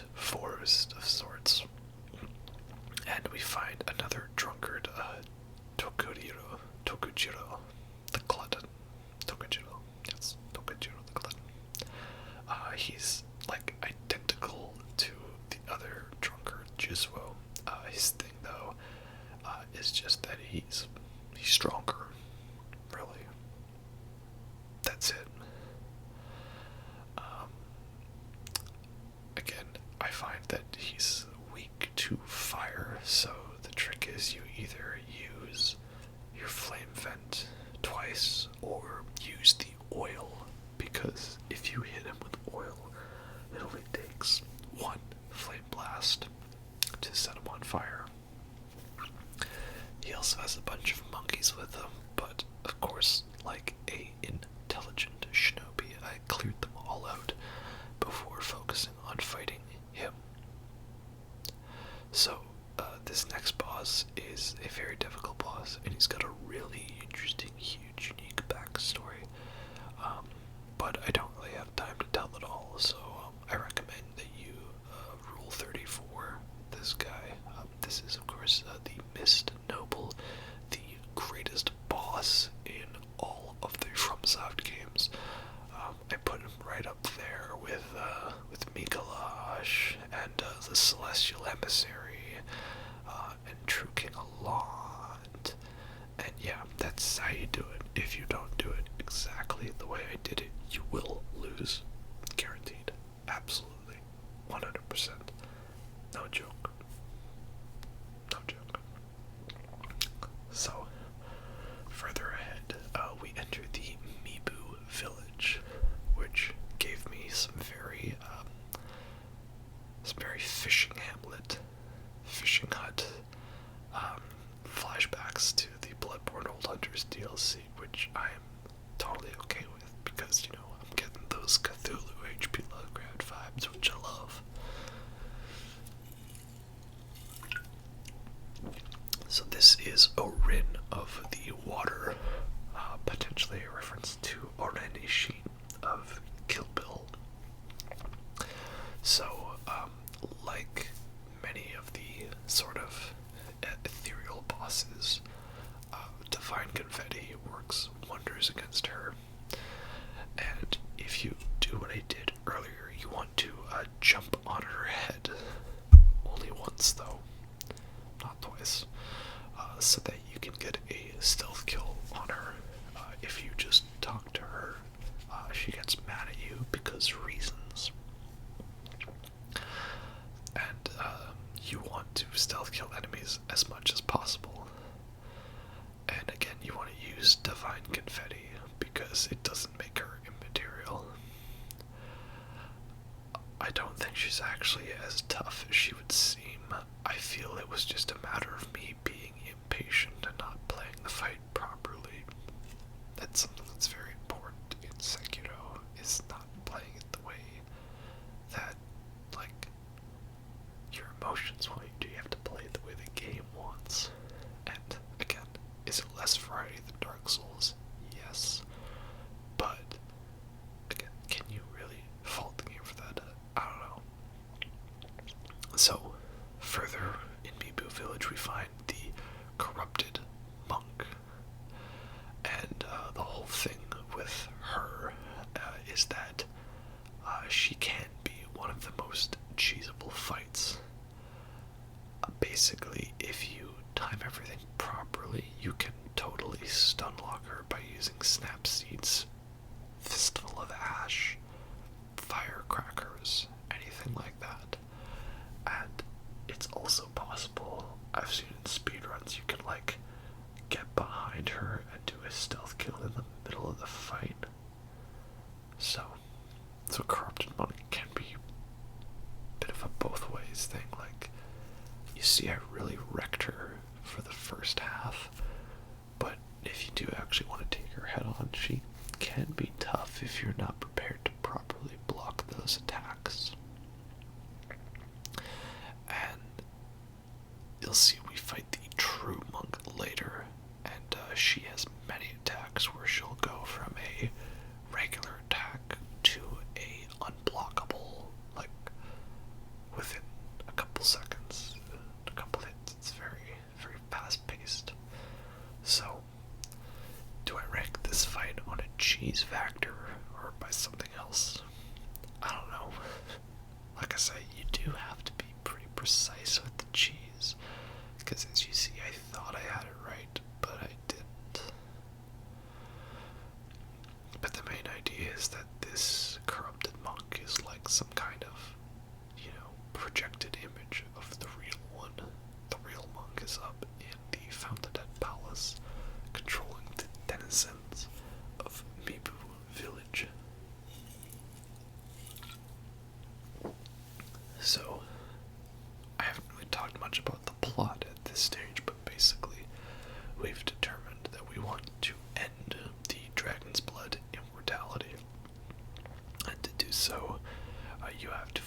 several items necessary for the ritual. One is the flower, which we got from behind the area of the corrupted monk. No, wait, sorry. The flower you get from the Guardian Ape, the best boss, of course, according to Afro Senju. And it's the branch you need from Owl. Oh my gosh, I'm such a horrible Sekiro player, I cannot remember for the life of me. Point is you need items. It's always what happens in a FromSoft games. It's like the halfway point of the game. It turns into a, hey, you need to get these items by going to these different paths and killing these difficult bosses to get this thing, to do the ritual, to summon the final boss. That's just how it works. So, anyway, where were we? Yes, of course. We're fighting Headless, but this one's underwater. So, the underwater Headless can go sort of both ways. Obviously, you have much more freedom of movement because you can quickly swim, but also you can just all of a sudden get totally one-shot by terror, as always with this game. So, kind of goes both ways. I think the trick with the underwater Headless is you want to be able to buff with the Akko's sugar for increased attack power and the divine confetti for extra damage against Headless. The other item you want to keep an eye out for, I can't remember which of the merchants you get it from, but it's basically a gourd version of the pacifying agent. And this is nice because, you know, it's a reusable version of the pacifying agent. So you don't have to worry about wasting consumables. Instead, you've got one that regenerates every time you rest at the idol, which is, of course, you know, the Sekiro version of the bonfire. So, this next boss is, of course, the all-time favorite boss of Afro Senju, and that is the Guardian Ape. So, this is a fight that I saw a little bit of in some of the pre-release videos, and I was really excited for it to see how this type of a large beast fight would fit in with the Sekiro's gameplay style. And I like this fight because you have to sort of balance between the typical blocking that you would and doing some dodging in there. Again, this is a testament to the fact that you can block a lot more attacks than you actually think you can. And this fight's also really good because you have many different ways you can use the prosthetic tools, some which I never even realized. Obviously, you can use the firecrackers to scare the ape, but you have to watch out because he does a follow-up attack, and he's weak to fire, of course. But I also didn't realize that in Phase 2, you can use the lilac umbrella to block the terror attacks from him. And he also has a fart move, of course, and he throws doo-doo at you. I mean, you know, he's a monkey, right? It makes sense. I think this fight is one that will appear initially tough, but once you kind of get the hang of each of the phases, it's not too bad. The second hidden phase, I think, is actually easier than the first one. It's just one where you might be low on resources because you fought the first phase thinking it was the only phase. But again, this is a game where every boss has a hidden phase, so you really shouldn't get taken by surprise at this point in your playthrough.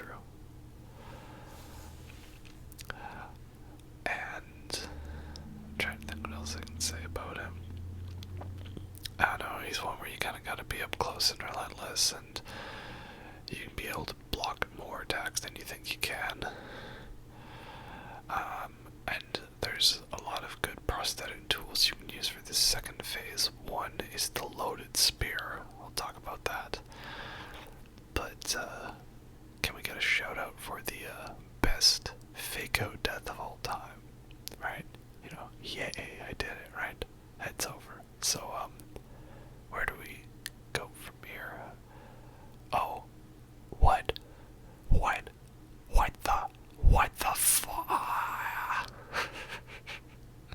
It's pretty much everyone's reaction at this point.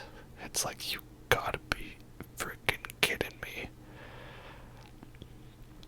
So this part of the fight, I think, is actually easier if you know what you're doing, because his moves are more telegraphed, and instead of, you know, you thinking, hey, it's an ape swinging its arms around, instead he's hitting you with a sword, right? And that's a little more on point as to what you're used to. He does have the terror scream, which of course it can really get you, like it did to me there, because I found out the hard way that I'm used to Dark Souls where, you know, you want to be spamming the dodge button to roll backwards, but in Sekiro it's actually better to just simply hold the run button and then you'll do a quick run backwards. What you want to watch for is when he does the big overhead swing, because after he does the overhead swing, if you block it, then you get a really good stun on him to get some good vitality damage. And if you have the loaded spear so that you can do the drag effect on it, it actually pulls the parasite that's in his neck further out, which will do a ton of posture damage to him. I did not know about this trick for all the times that I fought him, so I never used it. But Fighting a Cowboy did a good job of detailing this in his own video.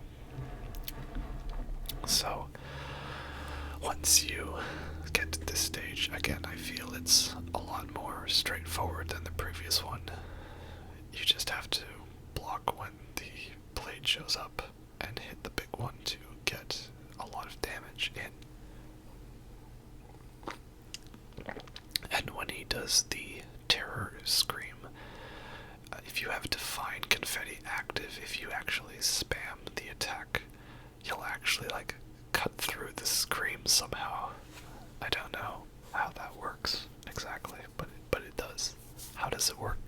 It just works. And yes, that is a JoJo reference. And also, again, if you have the lilac umbrella, you can simply hold the umbrella out right next to him. And then, I forget what the ability is called, where you, like, basically charge the umbrella and then do an attack that is charged with the power of the attack you deflected. But you can do that then back on him if you were properly blocking the terror scream.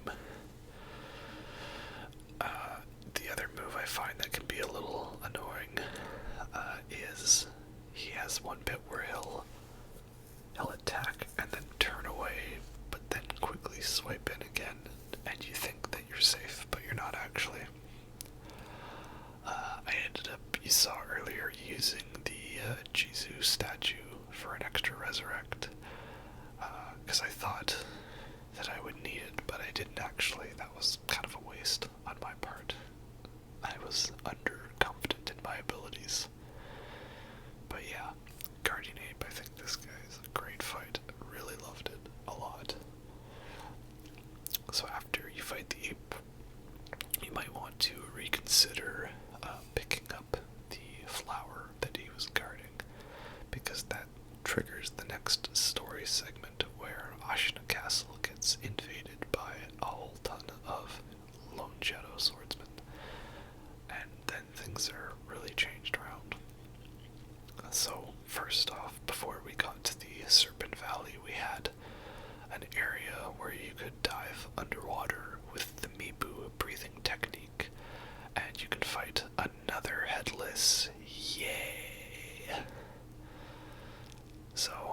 At this point, I don't think I had the projected force.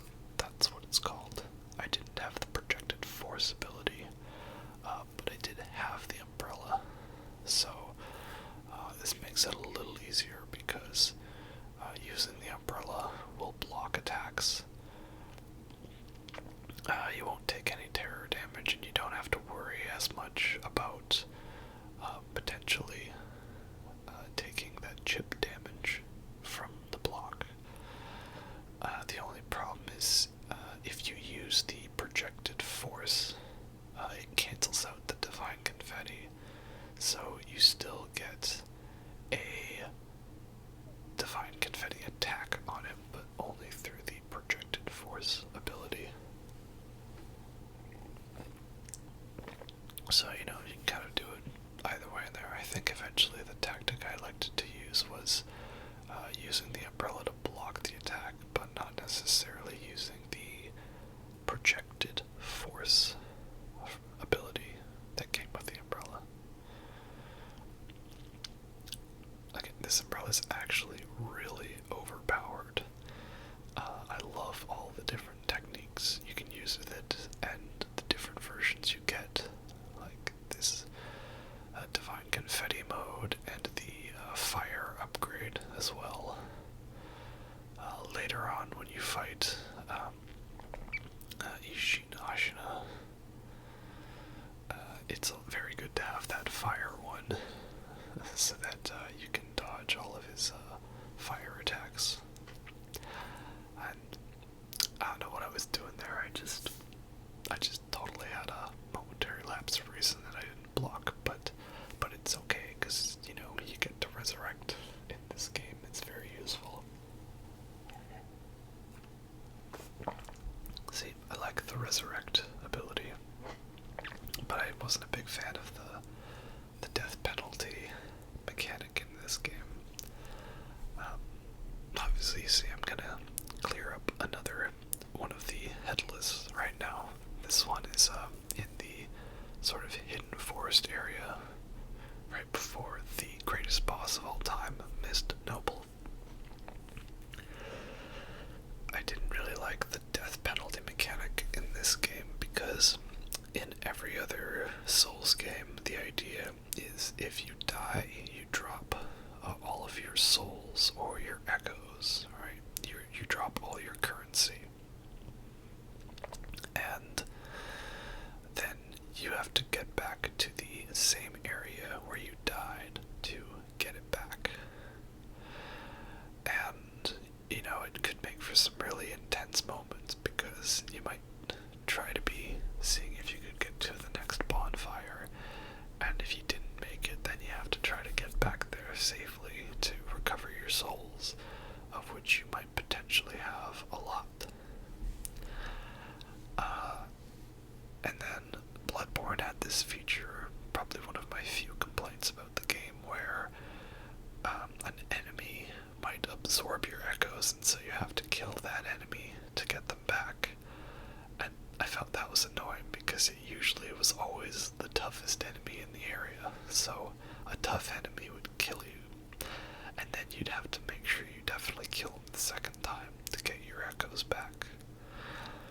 And so in Sekiro, the death mechanic is that when you die completely, you lose half of your currency and half of the XP you had towards your next level.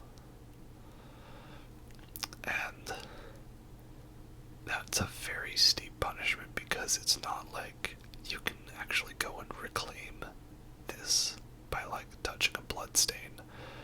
It's like, no, it's just gone forever unless you get the 30% chance of unseen aid to not lose it. And I just kind of found that was like too steep of a punishment in the early game. Like later on, once you've got all the main abilities you'll use, and you've bought most of the things you need, it's not so big of a deal. But early on, you know, you want to be able to level up and have as much gold on you as possible, and this just being if you die in a game where pretty much every boss can, like, kill you right away, and then it just auto kills you, auto makes you lose that. I don't know, it just felt a little, like, too punishing. So I will admit, a lot of times if I was about to die in a boss fight, I would just simply quit out of the game to be able to go back outside. But that's just how I viewed it. So y'all thought that Guardian Ape was dead, but turns out nope. He's back. He's back. And you'll see eventually that he brought a friend. So this is the Headless Guardian Ape, and he eventually summons, I guess, his bride. And I know there's a lot of people that hate this fight who would consider it the worst out of the primary boss fights, but I actually really dug this fight because I like how it is continually adding one layer on top of another every time. See, the first time you fight the ape, you fight phase 1, and then, he goes into his phase 2 mode. And it feels like it's quite a big challenge at the time to overcome. And then, the second time you come in, you're automatically on phase 2. And I feel that it goes a lot smoother because you already got good at phase 2 the first time you fought him. So they refresh your memory on phase 2 with this first phase, and then they bring in a ape who is essentially the phase 1 version at the same time. So now the ultimate challenge after having learned phase 1 and phase 2 is to do phase 1 and 2 at the same time. And it's a testament to your ability to properly exploit the timing and the AI with the different movesets and patterns. I was surprised I beat this fight my first time, but really it's a matter of properly coordinating them so that you can get hits on one of them. And of course you want to focus on the female ape first because she's the weaker one.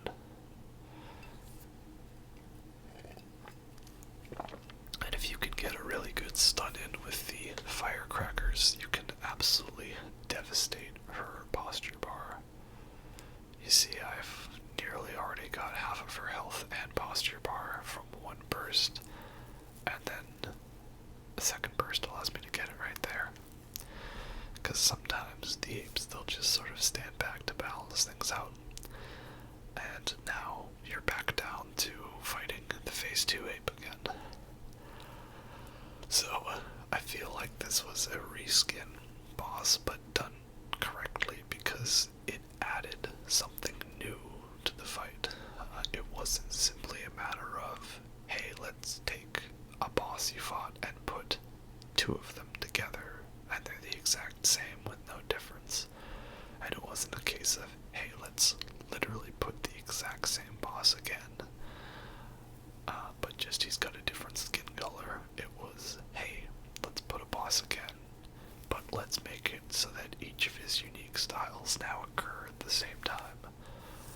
So what I'm trying to get at is that this boss is not Lud and Zalin from the frozen outskirts of Dark Souls 2 Scholar of the First Sin, and therefore it is a good fight because it's not that fight, because I hated that fight. It was horrible.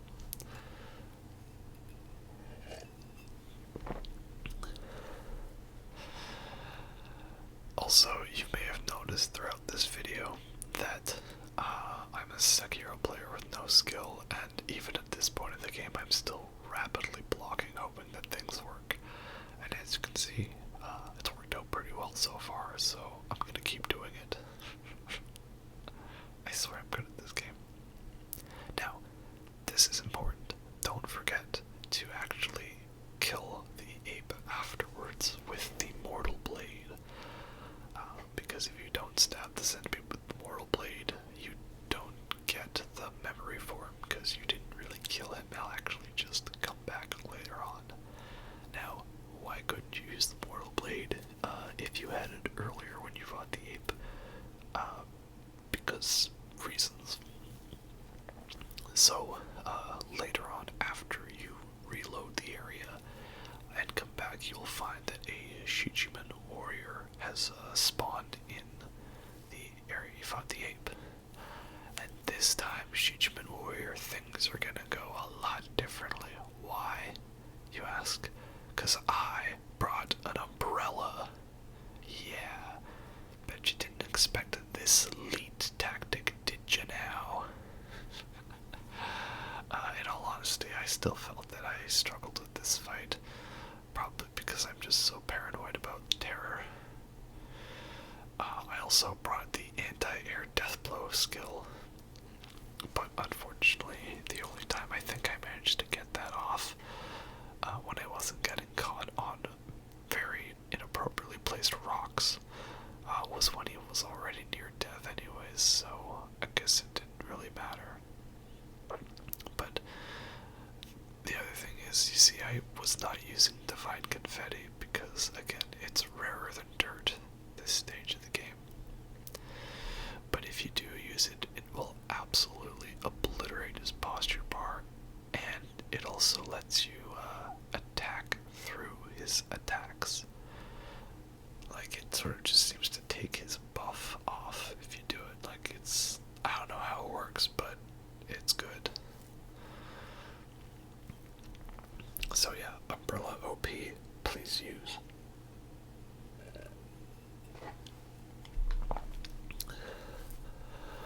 It's kind of hard for me to pick where I would rank Sekiro amongst the other FromSoft Souls-like games.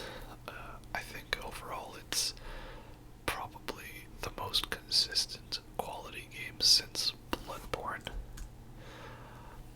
Like, I love Dark Souls, but we can agree that the second half afterwards, Steden Smoog, is a little lesser in quality, and the areas feel a little more annoying than they are interesting. Dark Souls 2 is Dark Souls 2, and that game had a bad design philosophy from the start. And I do love me some Dark Souls 3. It might be my favorite of the series, because it's like a greatest hits. And Bloodborne is Bloodborne. It's the best one, obviously. I haven't fully played all of Demon Souls because I'm not a hipster, and I'm not a nerd. To that extent, at least. So Sekiro is pretty solid and pretty consistent. It does have the least replayability of the series, because sort of once you unlock everything, like, that's it. There's no, like, classes or variety of things you can try.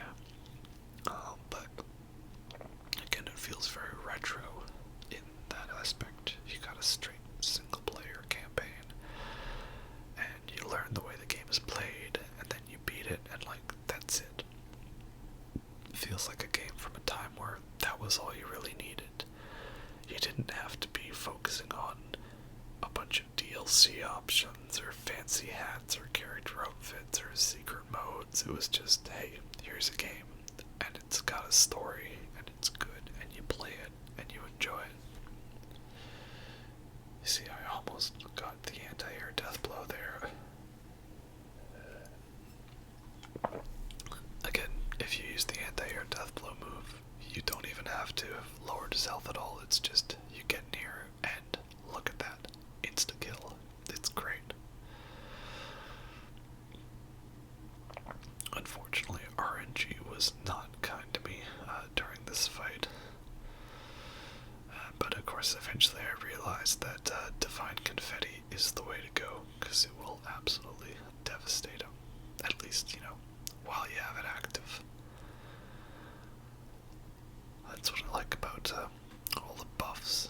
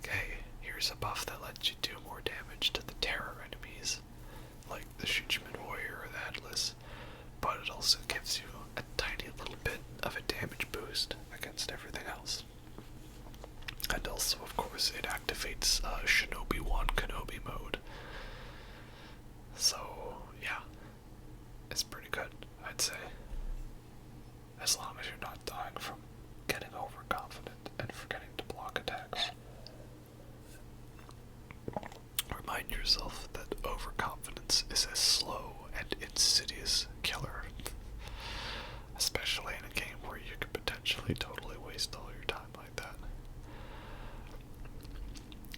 I probably did not handle this fight the best I could because I should have been a little more willing to use Divine Confetti, and I should have tried to stay a lot closer so I could get that anti-air death blow maneuver.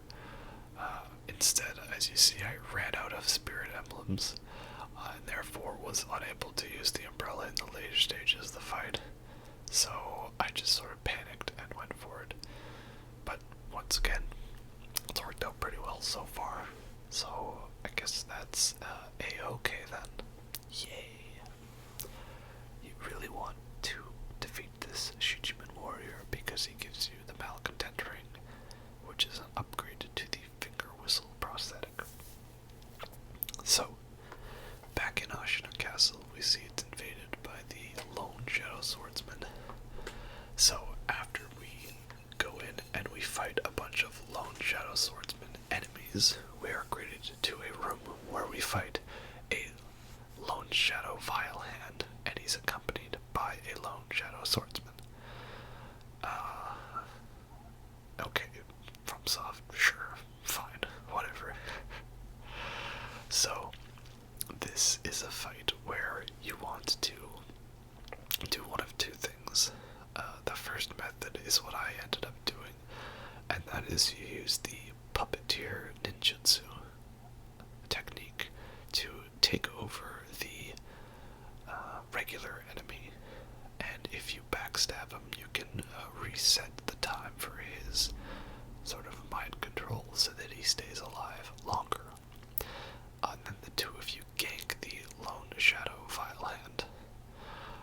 But apparently, I've seen this, is what you can do, if you're clever, is you kill the regular enemy and use the Bestowal Ninjutsu, which will buff you, and then you instantly quit, and you'll be in the boss room with the enemy killed, but you won't have aggroed the boss yet, so that you can still get a stealth kill on him, and you will be buffed. And then that allows you to only have to fight one health bar. So, again, I didn't know about this method beforehand. So once again, I'm not a fan of the Lone Shadows because they've got such erratic movements that can be hard to read. They seem to have like infinite posture and infinite closing distance. You know, when you think you've backed up far enough that you can heal, they somehow seem to be able to jump forward and perfectly hone in on you. And I also just hate how prevalent they are, because just after you think you've fought one, turns out you have to fight another one. I think eventually I got good at them, but not in my first playthrough. In my first playthrough, I think I barely squeaked by.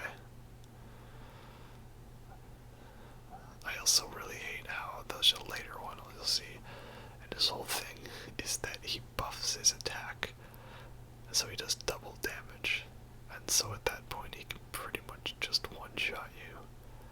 It's very frustrating. And then I'm also not a fan of this arena. It's a little bit better than when you fought that one in the starting area, but it's still very cramped close quarters, and the camera tends to get you sort of stuck in a wall. By the way, another reason why this counts as a Souls game is you escape your starting area, which is a prison confinement, and then later on you return to find a new boss has appeared in that area, and then it has an entryway to new special items. Yep, totally not a Souls-like game.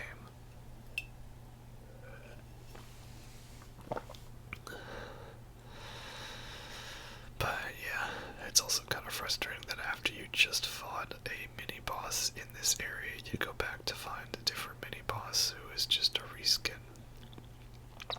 Honestly, I feel like this guy is just filler padding things out before you can get to either Owl or Emma. But though, looking back, I realized that these guys aren't as unique as I thought. I probably just was a Sekiro player with no skill, and so I was spamming the block thinking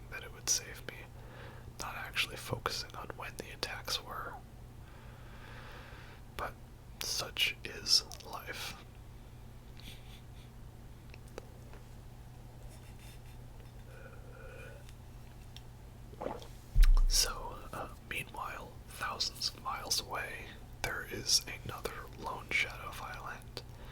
But again, this guy's trick that makes him a completely unique boss is that he activates a sugar to double his attack power and apparently half his health, but it doesn't really, because he still seems to have a ton of health. I don't know exactly how it works. I did the sugar to reduce posture damage, but I feel like I still took a ton. This guy just seemed to chain together an infinite amount of attacks, leaving you no window to fight. And I just don't get why this guy is so unique from others, apart from his stupid buff. And so, I will admit, this is the one boss during my first playthrough that I cheesed, and we'll get to that delicious cheese later, because again, it's Skyrim, there's just all the cheese, all the wheels of cheese. And it just seemed like no matter what I could do, he would just always, be able to leap forward and perfectly get me. Me pressing the heal button was somehow also the trigger button to get him to leap forward and attack. But maybe I just wasn't getting good. I honestly feel that I don't think I actually got good until my second playthrough, and perhaps I did just fluke this first half of the game. No, the problem was, I guess I didn't realize that kick was a Mikiri counter. I just thought that was a sidestep one, but no, you can actually Mikiri counter his kick, which is pretty good. So, coming up is the part where I found the cheese, and I realized that it's because he only has a certain distance that he will travel forward to get you. So, you can basically lure him forward and get a couple free hits in, because the only thing he can do is walk backwards.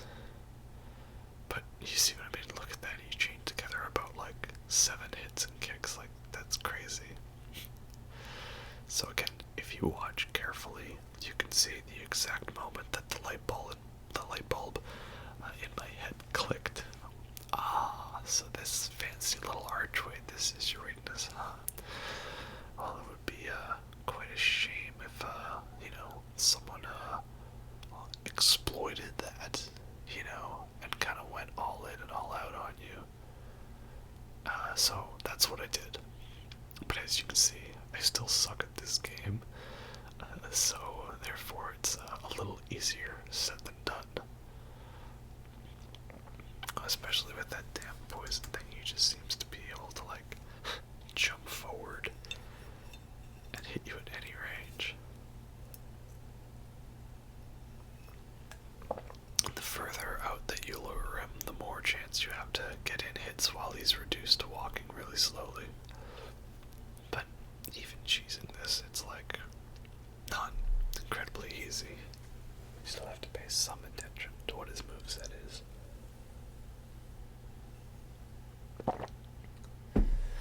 So maybe I lied when I said there was no such thing as cheesing in a FromSoft game. But you know what? I beat every other boss and recorded it for you. I think I'm allowed to have one thing. It's like a diet, right? You get a cheat day or a cheat thing like that. And it's just oh, okay, it's your cheat day. It's totally fine. It's the way it is. Well, then that's how it is. That's how I'm going to do it. See, look at that. How far away was I? And he still managed to get forward and get me. Anyways, let's just hurry up and get this guy over with so we can get on to something more unique and interesting, please. I'll say I liked how the ending of this game worked, about how you could essentially finish the game at the second, third, and skip out an entire part of the content. We have another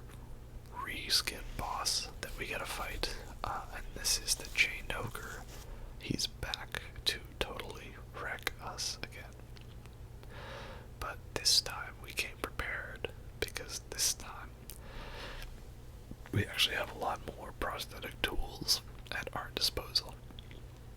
And we also have more than 2 healing cords, and they should also actually heal more than like 1/8 of our health. So, Chained Ogre, pretty similar to the last time that we fought him. But again, you want to go all in with your fire tools. I liked the flame vent, but the only problem I had is that I felt that the range at which you can light an enemy on fire was a little deceiving. You'll see later when I came across this another Ashina elite boss, I kept thinking he was close enough for me to do the fire, but nope, it actually doesn't go that far. What you think? And look at that, I got grabbed and slammed again, and one grab does about like, 3/4 your health. So that's why I just decided to spam the healing, so I was always at full. Oh man, look at that tracking, that guy's too good. And he grabbed me even though his thing was fully complete. See, the problem isn't just about being able to properly dodge, it's also about that it just seems anytime you dodge, he immediately hooks on you. You've all seen the slow motion footage of how he can just instantly track your movement and then slam you into a wall with absolutely no camera control. It's pretty bad. And from that I knew I was dead, because I wasn't at full health. But it's fine, we gotta revive, and I'm not really dead. I still have health.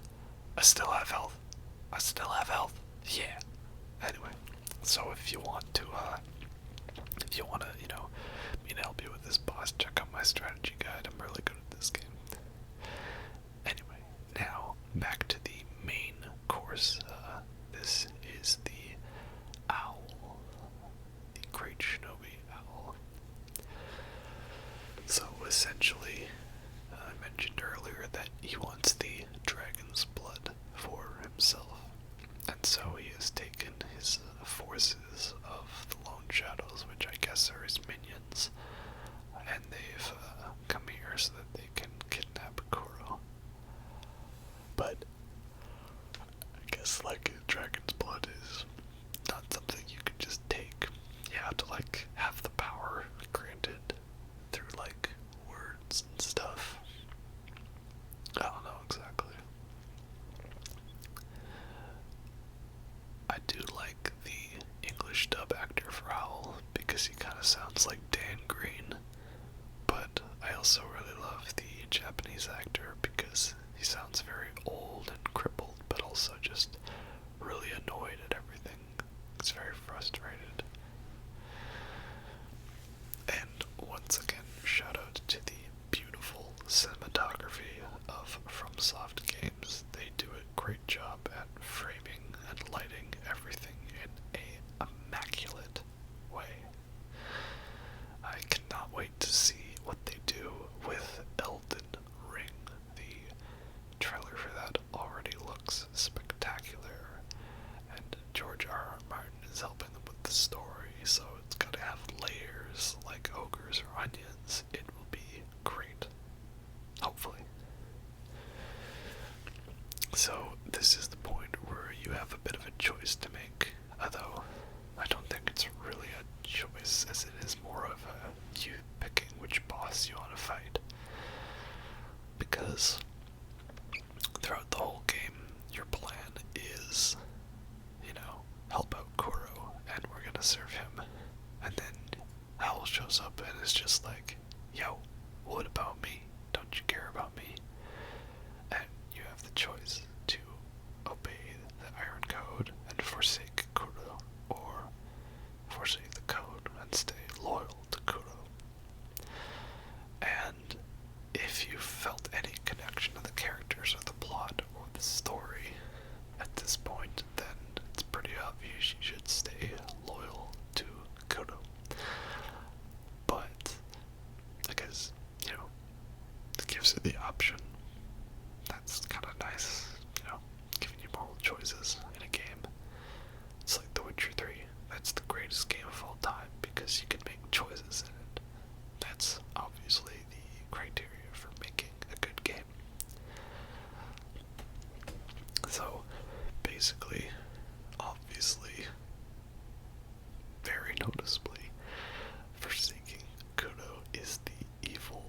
choice. And, I would never willingly do that, but we're here to show you footage of all the bosses, and if we want to fight all the bosses, then we have to forsake Kuro.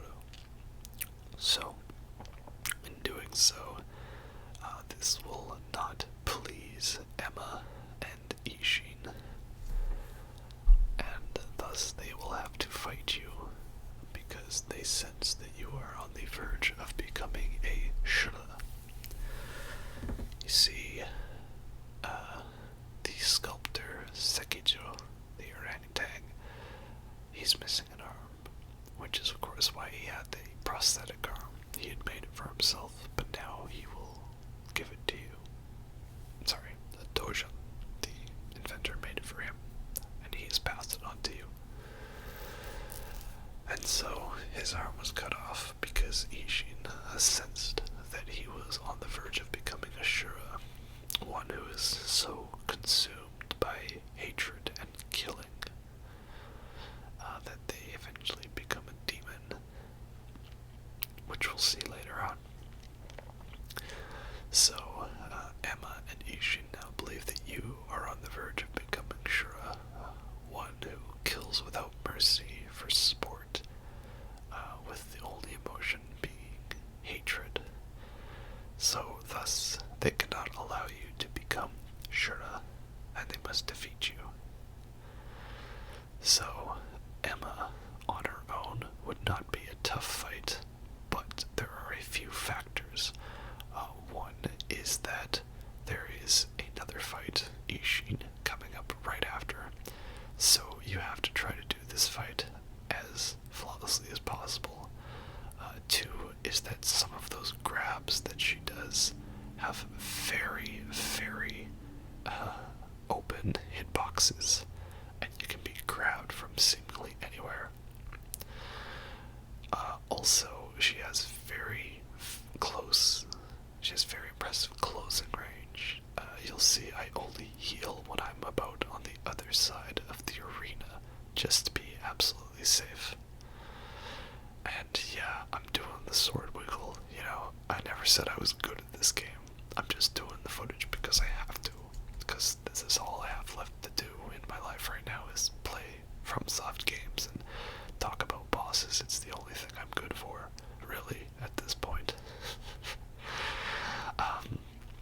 But yeah, the grabs can really get you if you're not on the other side of the arena, and it seems anytime you heal, then she just instantly senses that and teleports over.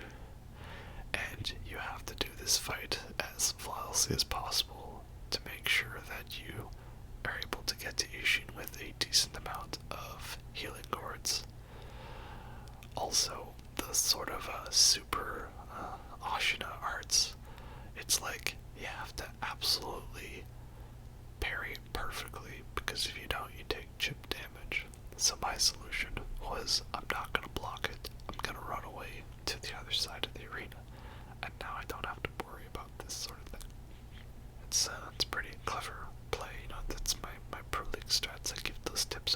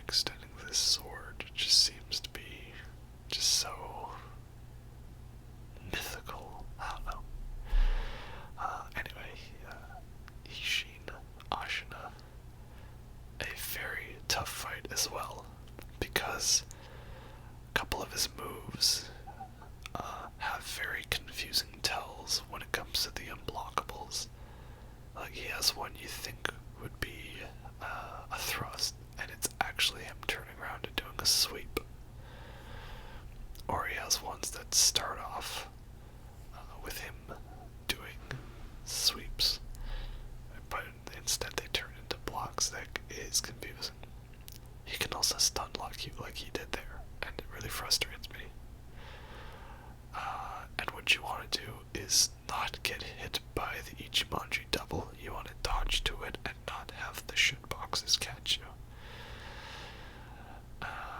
It's funny, so when I originally recorded this, obviously I recorded my voice through the headset, and now I'm overdubbing it, and listening to it back, I think about half the audio of this is me yelling what and calling bullshit on the hitboxes, because that's just what I always do in the heat of the moment.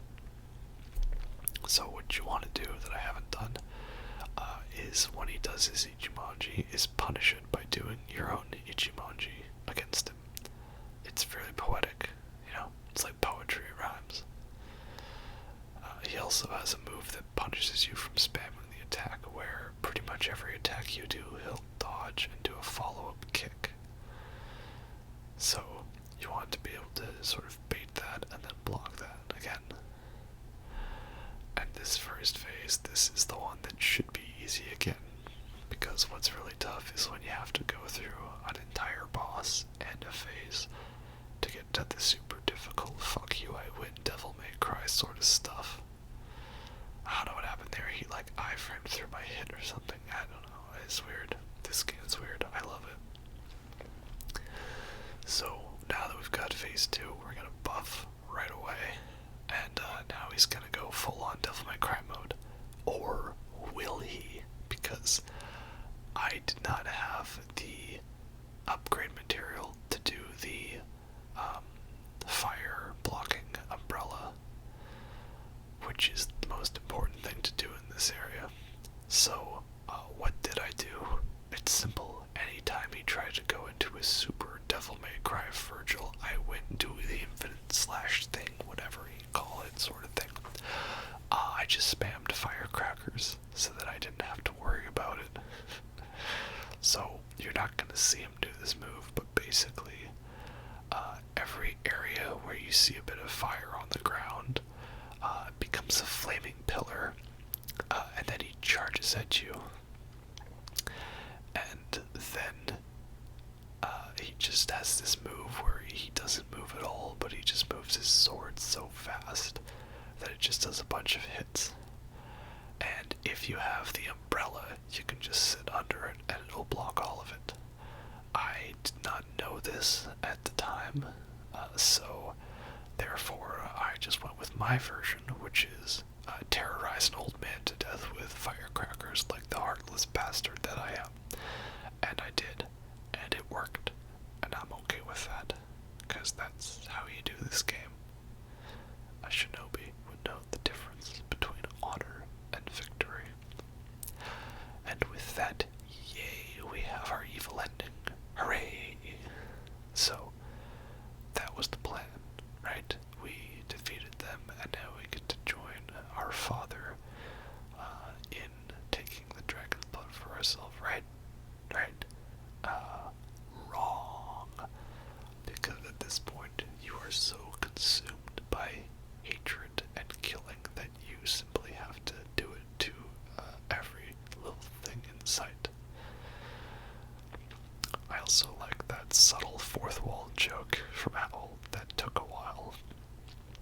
It's like FromSoft knew the player base and what they would be experiencing, so they intentionally put a bunch of lines in there to troll you. Like Kuro's, how many times have you died and come back? 2, 3 times. And it's funny because it's like, yeah, you've probably died a lot more than 2 or 3 times at that point in the game. And then Owl has his whole line, that took a while, because it took a while for you to beat all those bosses and learn their moves. So, yeah, this is the part where we go, psych, you're actually Shura, and you're not following orders from anyone. You're going to just kill everything in your path. That's how shocking this is. You actually made Owl really open his eyes and show his face for once. And this is also a line where the Japanese sub is ultimately superior, because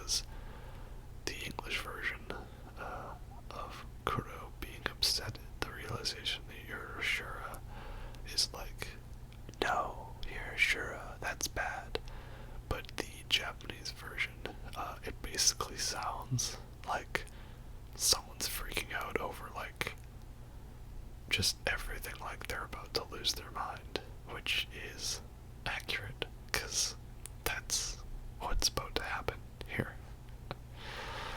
So, yeah. Yay, evil ending. And then we just get this utterly brutal, soul-crushing ending. Just a demon roamed the land, just killed everything. And it was just an ultimate massacre. And the end. Goodbye. Good night. Thanks for coming. Yeah. So, anyway, thanks for tuning in for my Sekiro video. Hope you all enjoyed that. Glad you could catch some of these bosses here and there. Great game. Solid 8.5 out of 10. Definitely, you heard it right from me. Here, Tars, DSMR Review channel. Please subscribe. I don't make videos, but that's no fun, so let's try that again and do what we really want to do, which is say no to our master. We are loyal to Kuro. Yeah, I know, hate to disappoint you, am I right? But that's how we roll here. So this means it is now time for us to fight Owl.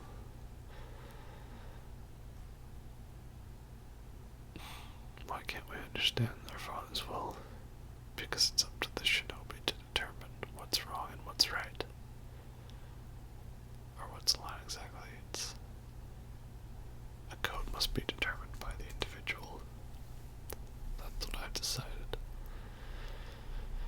So, I'm wondering, like, Sekiro, come on, you're smart in this. You don't turn your back on a master shinobi.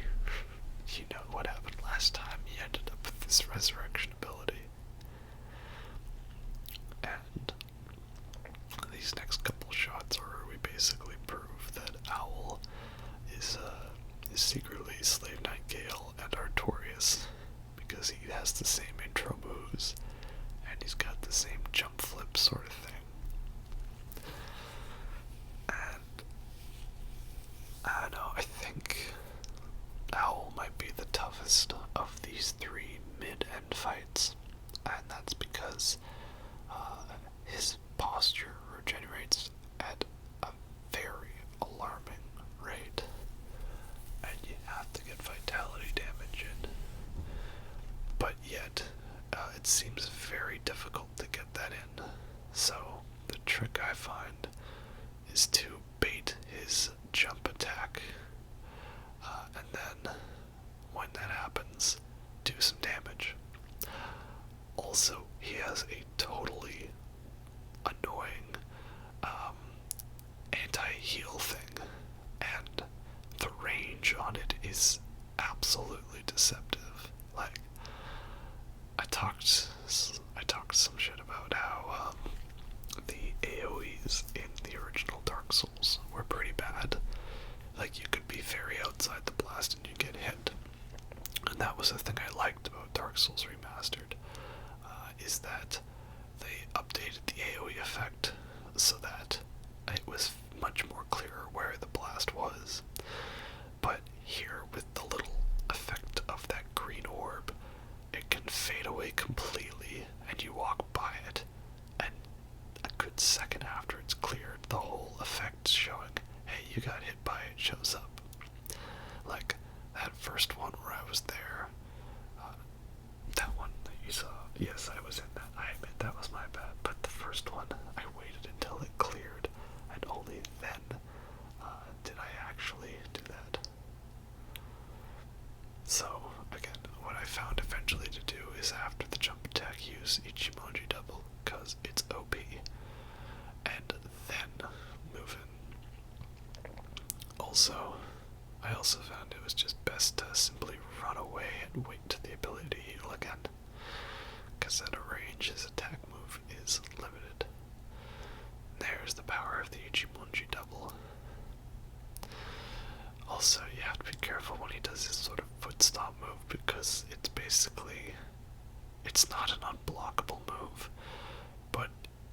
you can't block it, and if he does that, he'll just stab you down and stab you and probably one-shot you because of how tough he is.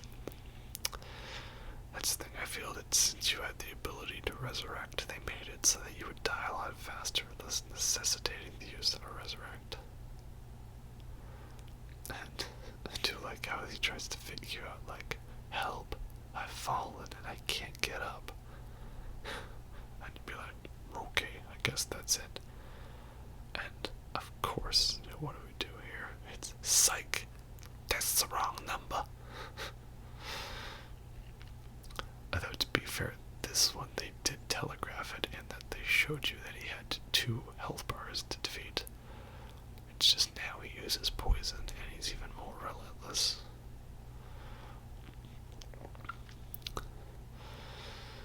So, it's hard for me to tell which is tougher, but I think this second phase of the fight is actually tougher than the second phase of the Owl Father fight. And that's because he can absolutely, totally douse the arena with poison. And this phase is a lot more relentless than the first one. Whereas I feel that the second phase of the Owl Father fight is about on the same level of difficulty as the first phase of the Owl Father fight. Plus, he has the move where he throws the owl spirit at you, and it's very easy to dodge, and it gives you a guaranteed Makiri counter. That's something else that I noticed about this fight is Owl doesn't have any unblockables, and you'd think that would make the fight easier, you know, you only have to block everything. But it makes it tough because, you know, the unblockables you soon realize are your friends. If you do it right, you get guaranteed Makiri counters, or different timings that you can do to get extra vitality damage, and he gives you none of that, so instead you have to find other ways to do it. See, like, come on, I was totally out of the blast there, absolutely was. I don't care what you say, slow it down, I'm right, you're wrong. See, I don't know what happened there, because there was the sound effect. You can't hear it, but there was the sound effect of me blocking it, and yet it still killed me.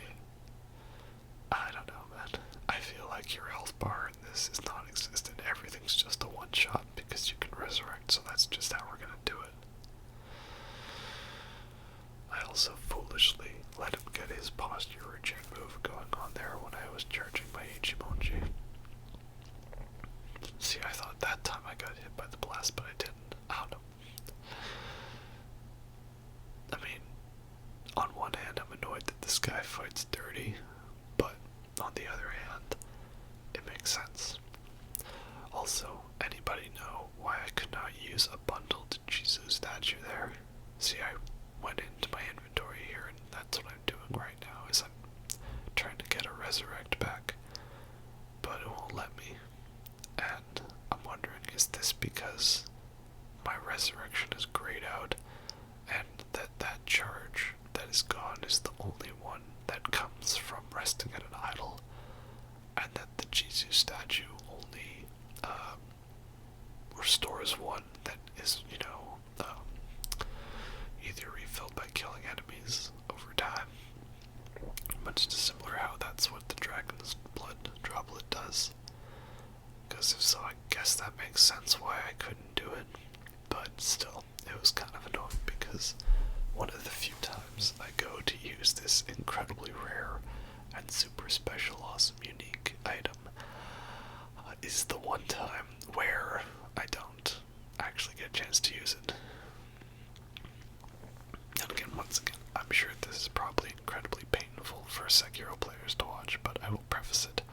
This is my first playthrough. It's not a perfect 100% walkthrough. I did that eventually when I platinumed this game on my third playthrough. But that's not what you're seeing here. I'm keeping it real. This is all natural. No makeup and gloss or anything like that. We only do all realistic, good stuff here. And what we like to do is kill shinobis that are lying manipulative bastards that leave us to die. But I do love this line from him. That's my boy. Even in death, this guy's gotta admit that, hey, you know, that was actually a pretty sick fight. That was pretty cool. So, thankfully, turns out that Owl had the aromatic branch, the one last key we needed to make the incense for accessing the Fountainhead Palace. And what is in Fountainhead Palace? Fountainhead Palace, you might ask. I can't brain right now. Why, it's the real corrupted monk. And unfortunately, it is also the real corrupted monk that I suck at getting stealth kills on. See, I didn't show it, but you get this beautiful cutscene of arriving at what seems like some kind of mystical haven type place, with this sort of woodland spirit, like straight out of Princess Mononoke again, lifting you up to the palace. And here we fight the real corrupted monk, thus signifying that that illusion we fought earlier was an image of the monk who was controlling the Mibu village through the power of the Fountainhead water, or something like that. So, the monk is pretty similar to the regular monk, but this one is a lot more relentless, has a lot more unblockable attacks, and is very quick to instantly get back on you.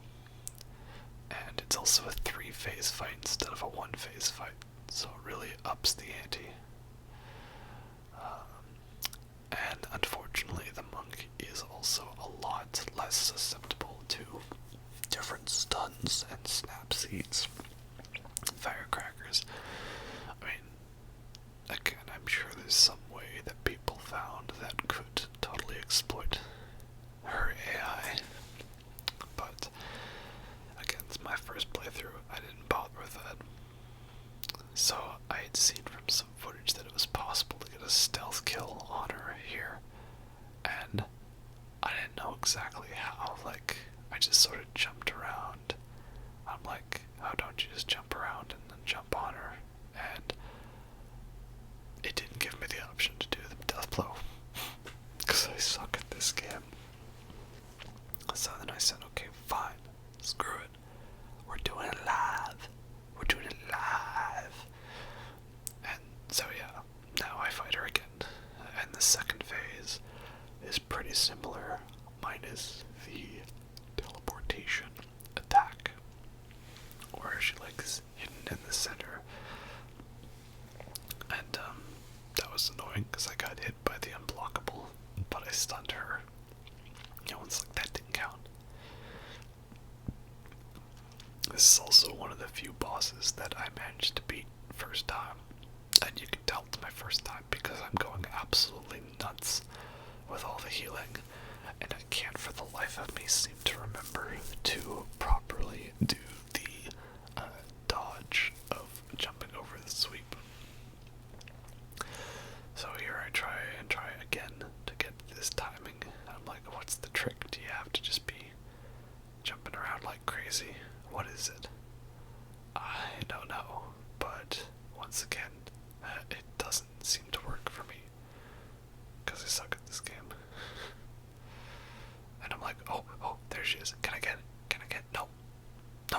Once again, no, I suck at this game. But hey, it's a lot less disappointing than like my Lady Butterfly fight, where I managed to go through all of the second phase without her doing any second phase attacks. So I ended up using pretty much all of my healing items here. Even though it was my first time, I decided just to go absolutely all out with the fight. So I haven't watched the latest Vadi videos. I don't know why this monk is controlling Mibu Village and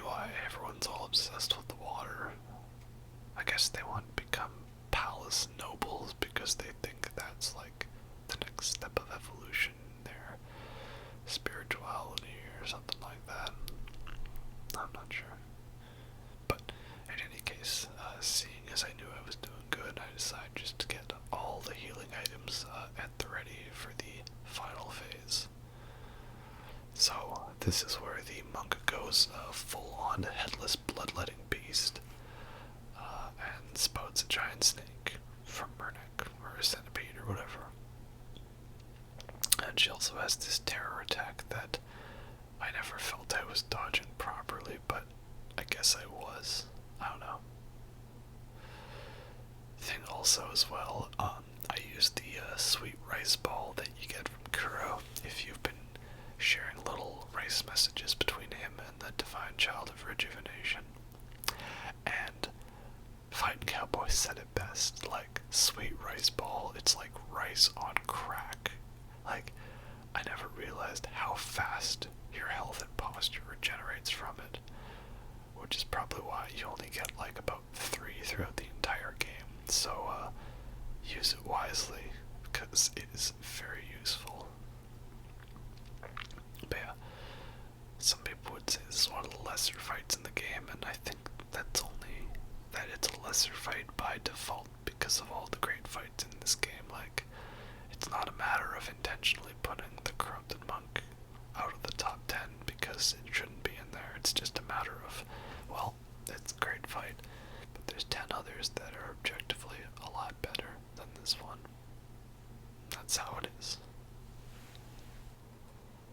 So, the other important item that you get from the monk is the Dragon's Tally board, which gives you a discount on all merchants. And it's pretty nice because one thing you do is you have the coin purses that you use to store your sen, and by getting the discount now, you no longer have to like pay that extra fee for them. You just simply get to buy them for the price that they are. So hopefully my talking about the sen coin purses made you ignore how I totally failed that jump kill. I don't know what happened. I guess the second that I went and pressed the attack button is when I fell out of range of doing the jump. But if you were to get the stealth kill on the Sakura bull, it's not an instant kill. You just do a lot of damage to it. You know, that's a lot of damage.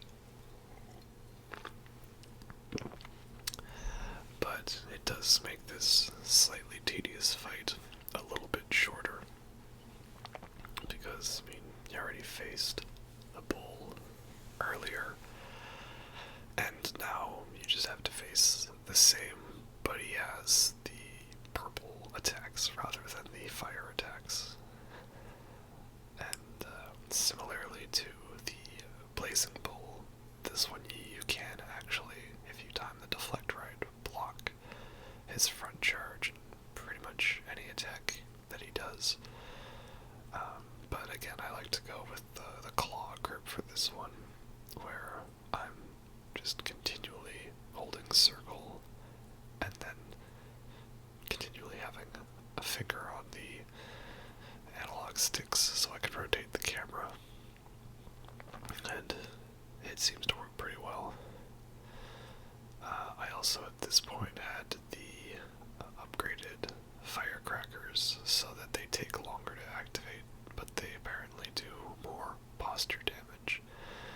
And the other thing I did not know at the time, but if you just simply spam the firecrackers consecutively, the bull kind of gains a bit of immunity to them, so you want to space out your firecrackers a little bit more. But still, once you've gotten one of the bulls down, it's not so hard to be able to fight the other one. And in the end, he enrages, and you get the posture kill and the execution. So, not really much to see there. But it is worth it because you get the Beast's Karma laden skill. So after we've navigated around the lake, finally we get to the amazing mini-boss that is the Okami leader, Shizu. This guy actually kind of wrecked me because I don't know, he just somehow seemed to like wreck me and I couldn't properly block him. It's something about the lightning attacks that I just find hard to redirect, but as you can see, he's pretty weak because the battle was the journey. So you kill her, and now we are free to dive into the lake and explore the horrifying depths below. I mean, is it just me, or is an open water kind of terrifying? We won't talk about that, though. We're supposed to be relaxing. And what could be more relaxing than two headlesses, rhinoceroses? So, yeah, you gotta fight two headless here. But the nice thing is that shadow one there is pretty weak. So if you just buff yourself before you jump in the water, you know, give yourself the Akko Sugar for attack power and the Divine Confetti for the Terror Boost attack, Divine attack, then it makes killing that little hologram projection image illusion version of Headless pretty easy. And then, of course, you've got the modded purple gourd, very useful, because you're not using a consumable item. And that is just the annoying thing that Divine Confetti and pacifying agents are kind of hard to come by originally. But then you get the modded purple gourd, and then it just refills like a gourd or Estus flask. The only thing I find annoying to these is it's like, I didn't want to bother with. Now I realize my problem is I don't think you can use items underwater, and I forgot to put Divine Confetti in my quick use bar. I don't know if I could have just decided to, slow down and just actually equip it to my bar, but hey, this reckless running gun works fine. And the underwater headless aren't so bad because you can actually move fast, and the whole mist that slows you down isn't as much of a thing. And then you get the little spirit falls, which allow you to basically have consumable versions of the sugars. So, I don't know if it's possible to get a stealth kill on this Shichimen Warrior. You can see that I tried, and I don't know if it's possible. Maybe it is. And he was just already alerted to me. But then I really hate this Shichimen Warrior because he has wall hacks. Like, he'll spot you from a mile away, and he'll do his super I'm a fire in my laser beam right through the entire wall and island and land and everything. It's just so not fair. So, once again, I'm going to take as much advantage as possible to apply buffs through the menu so I'm not spamming through the directional pad.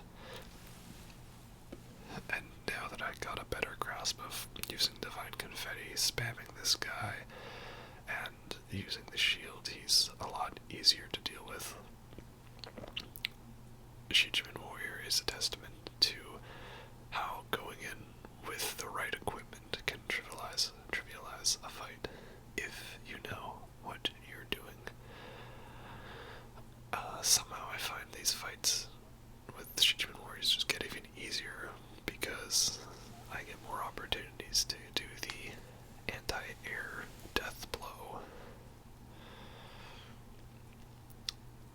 This guy is also nice because his teleportation is predictable. He's either going to go to one end of this river or the other end.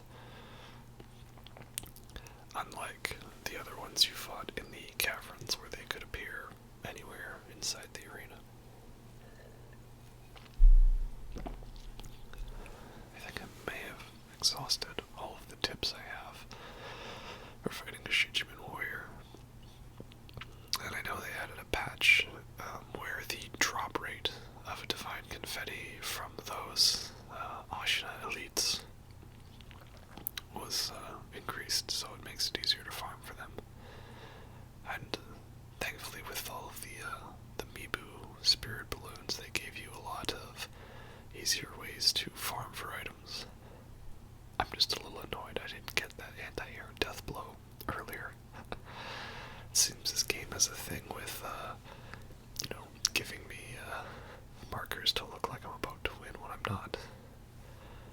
The other thing I found is if he tries to do the whole Goku spirit ball thing up top, if you just spam him with divine confetti, it's enough to, like, I don't know, kill his aura or something. So you can just sort of fight through it. Somehow I also wasn't getting the prompt for the death kill there, which was annoying, but hey, at least we got some lapis lazuli out of it.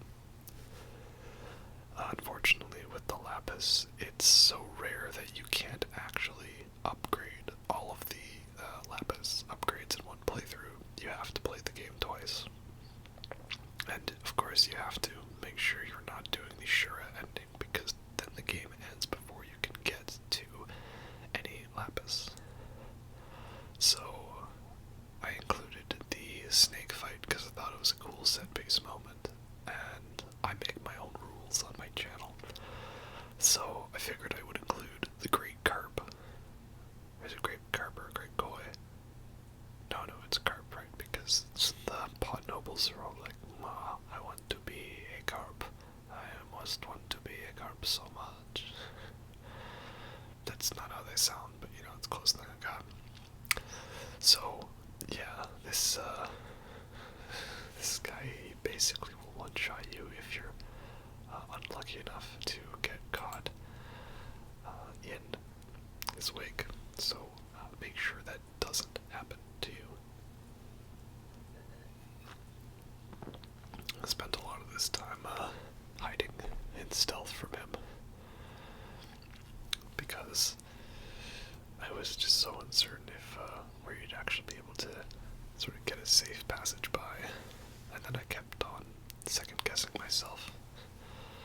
I also thought you had to go further up to find him, but it's not. It's the passage right there that I just briefly glimpsed. So, as you can see, he's trying to suck me. He's got some lovely pearly whites. Titanium white. Yeah. Isn't titanium white just the best color? So, I spent a lot of time hiding from him here, waiting for him to go away. Not realizing that you kind of just gotta YOLO it. And hope for the best. So, afterwards, you'll eventually come to this guy who is the one who feeds the carp. And then, you can feed the carp and get items from him, and then eventually... I'm just shaking my head, I'm like, no. You go away now. Nothing to see here. But eventually the pot nobles want you to kill the carp so that they can become a carp. See, that's how you do. You just YOLO it. Now we're fine. And then you can find the carp washed up in the place where you fought the guardian ape. And it may seem a random spot, but there is like a pool of water and I forget which item it is, but one that shows you that the worlds are connected through that pathway. So, here I am feeding the truly precious bait, and you want to know why I picked one pot noble over the other? Because he has an idol next to him, so it's easier to teleport to him if I want to buy his stuff. That's it. I'm a horrible person, I know. So, the nice thing about the pop nobles, though, is whichever one you choose to give the bait of, he becomes a carp. And the other one dies, but the one who lives gets all of the items of the previous ones. So, here you see, here's the body of the carp in the sunken valley. And he gives you some whiskers, which you can then trade for, I believe, divine grass.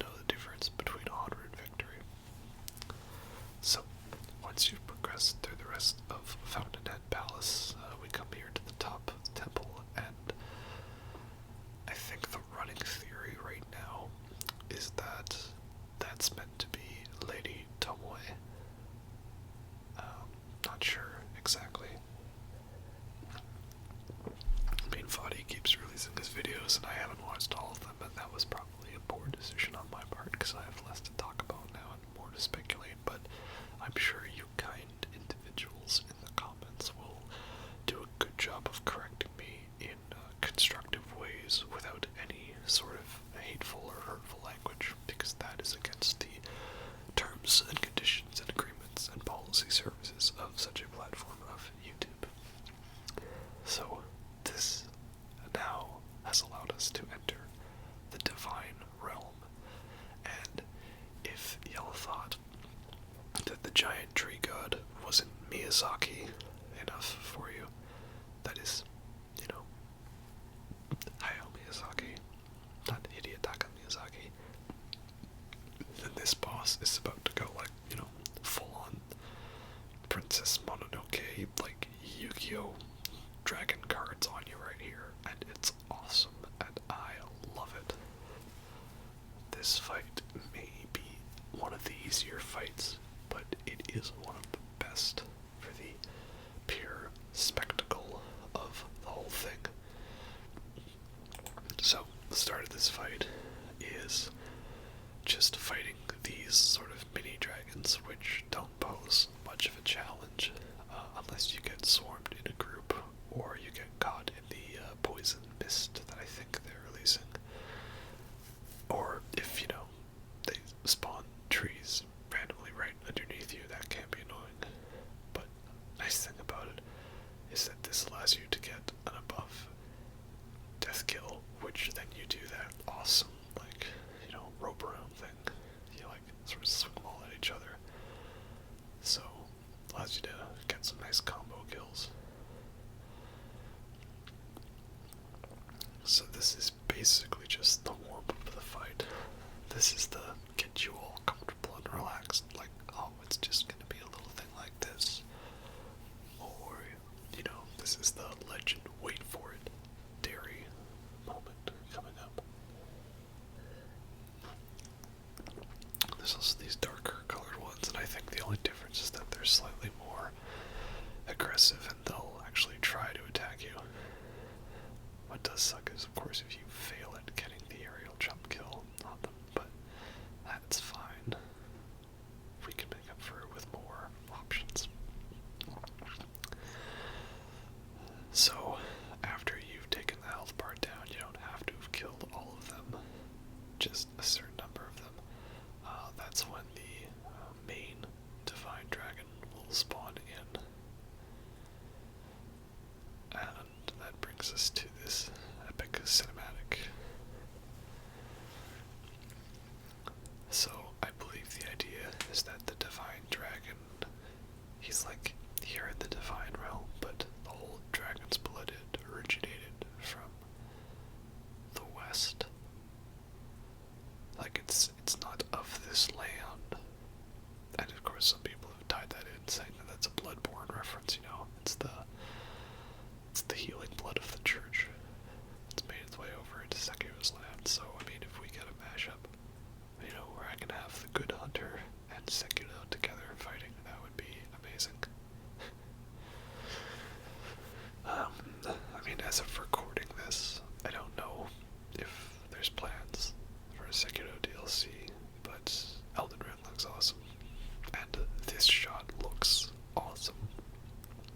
Though it once again proves that by us having our arm cut off, we're not nearly as special, because even the super awesome, magical, I have the closest thing to the Moonlight Sword in this game, he has one arm as well. So, the trick to this fight is there's one of the branches that has lightning on it, and you have to dodge the dragon's attacks and see if you can get hit by the lightning and then do a lightning reversal, do a barrel roll, which is actually a little easier said than done, because this dragon is pretty good at being able to hit you. And I don't know what happened there. I was like, I guess it's supposed to be hit by his attack, but it still let me get the attack on him. I'm not sure. But in any case, this was annoying. See, I tried to do the reversal. No, it's not that one. My reversal missed, I think, because I wasn't locked onto him. And yeah, I don't know. I love doing lightning reversals, but I also can't get the hang of them. Like, there's something about the timing that was annoying. See, I keep on second guessing myself when it's gonna show up. I'll just just stop saying it. You'll see it happen. But basically, I get hit by the lightning, and then I get hit by his sword in midair, and then because I'm stunned from his attack, that means I fall to the ground and get killed by my own lightning. Right there. Oh, what a horrible way to die. But it's okay, because we got resurrections, right? We're fine. It's fine. So once you get him to low enough health, he basically says, okay, let's get rid of these trees. Knocks you back, and then you have to survive a whole bunch of attacks from him. It's only when he gets closer to health, closer to lower health. I think what makes this fight so good is it's meant to be more of a spectacle, so it's not incredibly challenging, but it's not so easy that it's a cakewalk. Like, it's not simply run here, press button to activate quick time event, press right button of quick time event, game over, you win. Like, there's still some skill to it. Says the guy that's spamming the block button and not actually properly trying to time the block, just hoping that he gets it properly. I think it would be cool if maybe he even mixed in a few more unblockables into this bit. Like, I think that was a thrust that I should have dodged, but yeah, when he goes like totally I want you to die mode, it's pretty awesome. The soundtrack to this game is really top too. So this gets you the final boost for the final lightning kill, and goddamn, yes, you know, that was epic. So I don't know if it's meant to be the Moonlight Greatsword, but you know, it's pretty close. I'd also like to think we didn't kill the Divine Dragon. Like, he looks like he's still moving there. I think we just needed the tears. Then we had to prove ourselves worthy. But maybe it was also just in our head, I don't know. So, we come back from the Divine Realm, and we see Ashina Castle has once again been invaded, and now there's a whole bunch of shenanigans going down. So Isshin has passed away, and now there's a couple more reskin mini-bosses for us to fight. So this is the Ashina Elite Ushinari Miyozo, and he's tough. So I think I mentioned this with the other Ashina Elite, but I don't know what it is, like something about the timing of his attack is it's like you really cannot do the spam block because his attack is so quick that you'll take chip damage, and that was the problem I was having. The other problem I was having is that it looks like your flamethrower reaches a lot further than it actually does, and the time to charge it up usually will result in you getting hit. So I don't know, it's probably because I never used the flamethrower throughout the game. So therefore I was just unprepared with the proper way it worked. But yeah, I say he's not that bad of a boss, but just you get hit by one attack and he can literally one-shot you. But it's okay. I still have health. I still have health.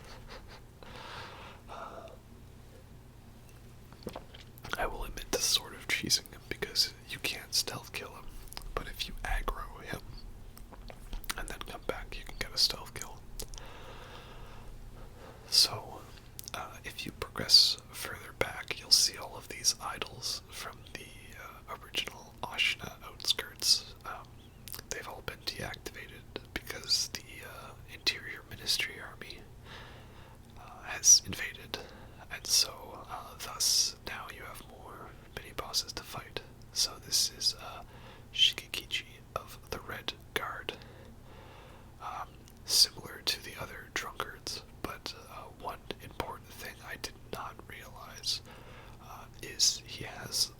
loose-fitting armor on him, and that you can actually pull off with the loaded spear prosthetic.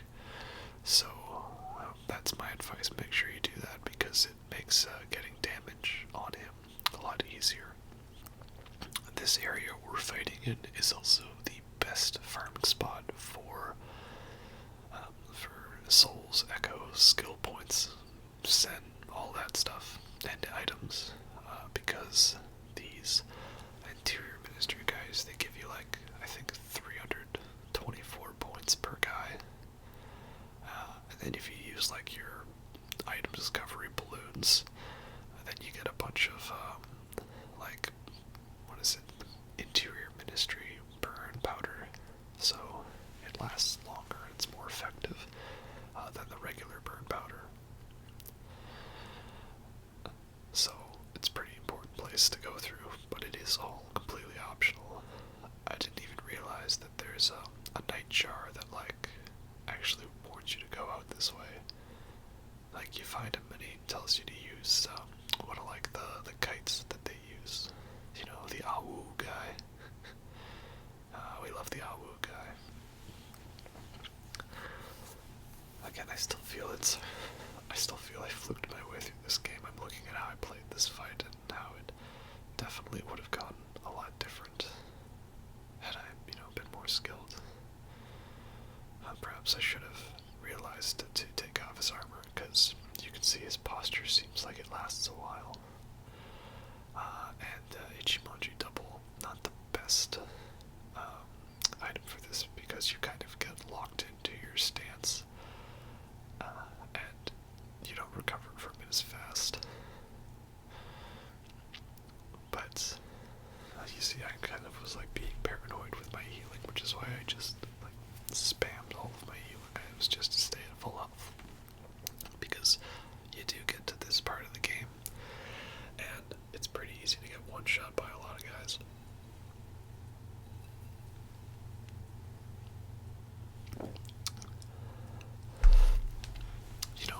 Something similar to that, right? But remember, the trick is I can come back.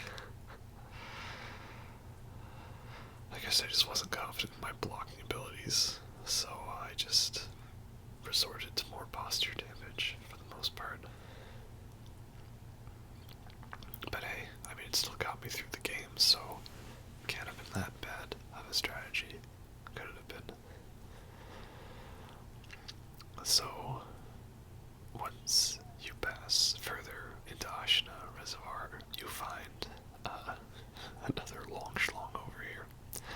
So, I've seen multiple ways to approach this fight. Shichimen Oniwa. So, the other enemy that's with him is one of those general enemies that you fought earlier in the game.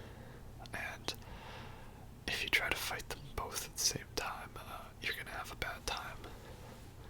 So, I've seen some strats where, like, similar to when you had to fight those, the two ninjas at the same time, how you can, like, kill one of them and quit, and then it respawns you so that you can get a stealth kill, but not have to, like, use the mind control on him.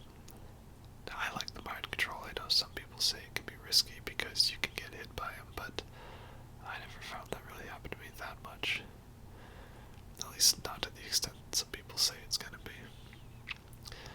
And that's the thing, this is not a case of cheesing, this is a case of, you using what you've got.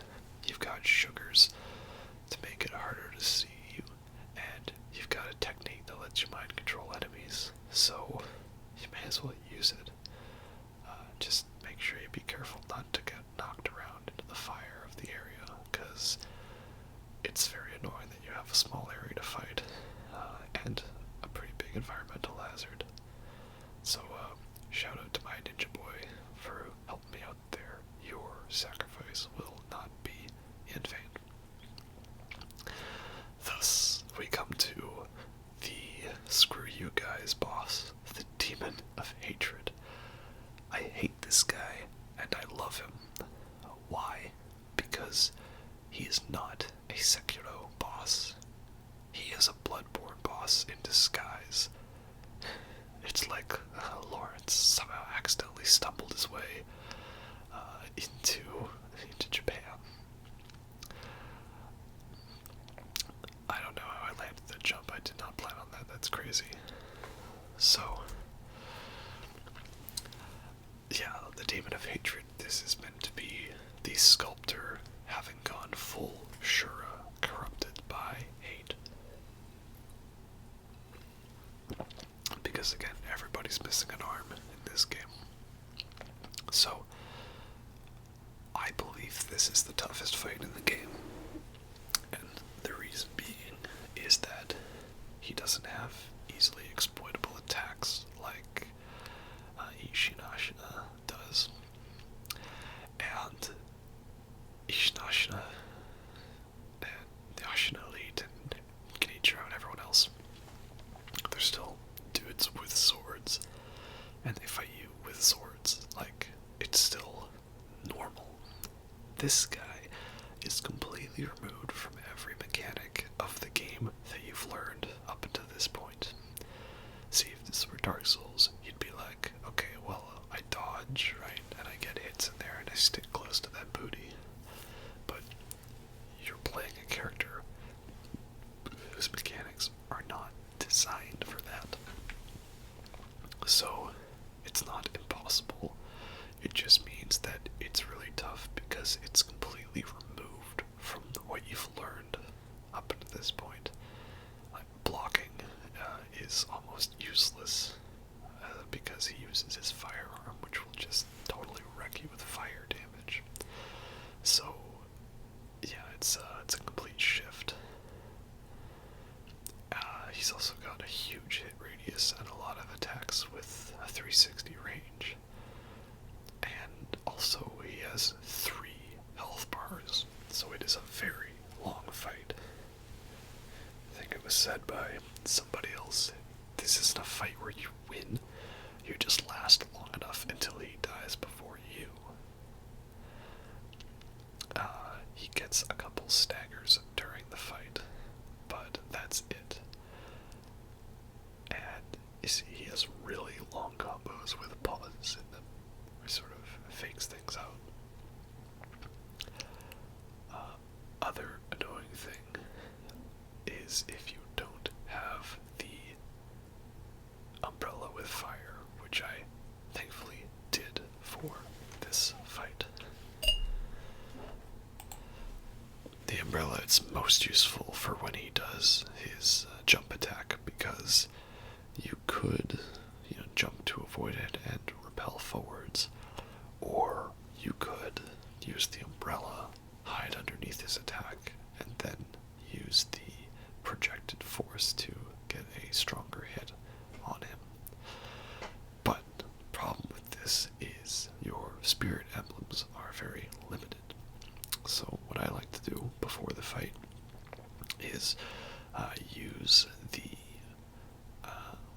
the ceremonial dagger to give myself more spirit emblems. Essentially the equivalent of the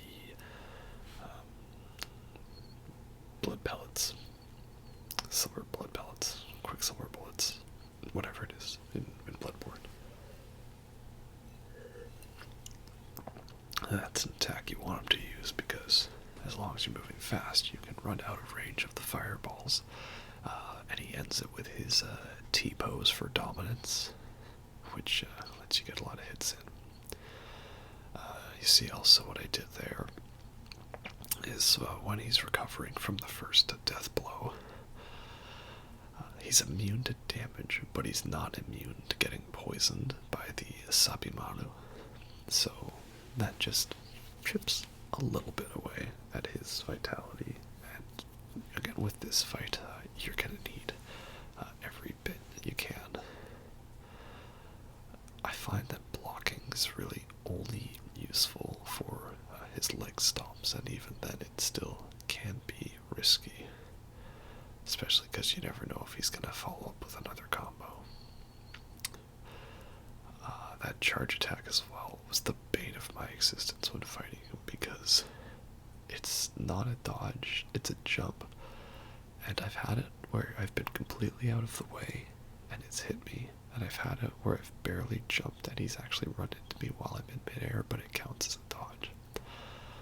So it's secretly a sweep attack. I don't know. But I do know is that it's pretty much a one-shot. And keep in mind, at this point I have all of the prayer beads. You haven't seen me fight all the mini-bosses yet. It's because this video's been edited in a order for context and clarity. But yeah, he does not mess around. I can't fathom how crazy this fight would be. Also fighting with the Bell Demon buff on. I mean, I don't have to imagine what it's like watching it, because I watched Afro's anime series. Probably the best anime of the year, easily. So, that was a problem there. I, for some reason, ended up switching prosthetics, or using the umbrella rather than grappling. A little slip of the finger there. So, yeah, phase 2, not so much different from phase 1, just a few little extra attacks, like the fire one there where you have to jump to dodge it, and his fireball attack where he's shooting pieces of idols at you with his T-pose or dominance thing. This should be the easiest phase that you should be able to get through without much trouble, but again, it's not always work out that way. So, this is where we come to phase 3, where you want to use the Malcontent Finger Whistle, because this will stun him, allow you to get a lot of hits in. I was also planning on using one of the sugars. I forgot to, though. And the important thing is that the Malcontent, it only works 3 times, after which it's useless. So I like to spam it at the start to get as much damage in. And if I had Divine Confetti or Akko Sugar on, I probably could have got him down to even below half health.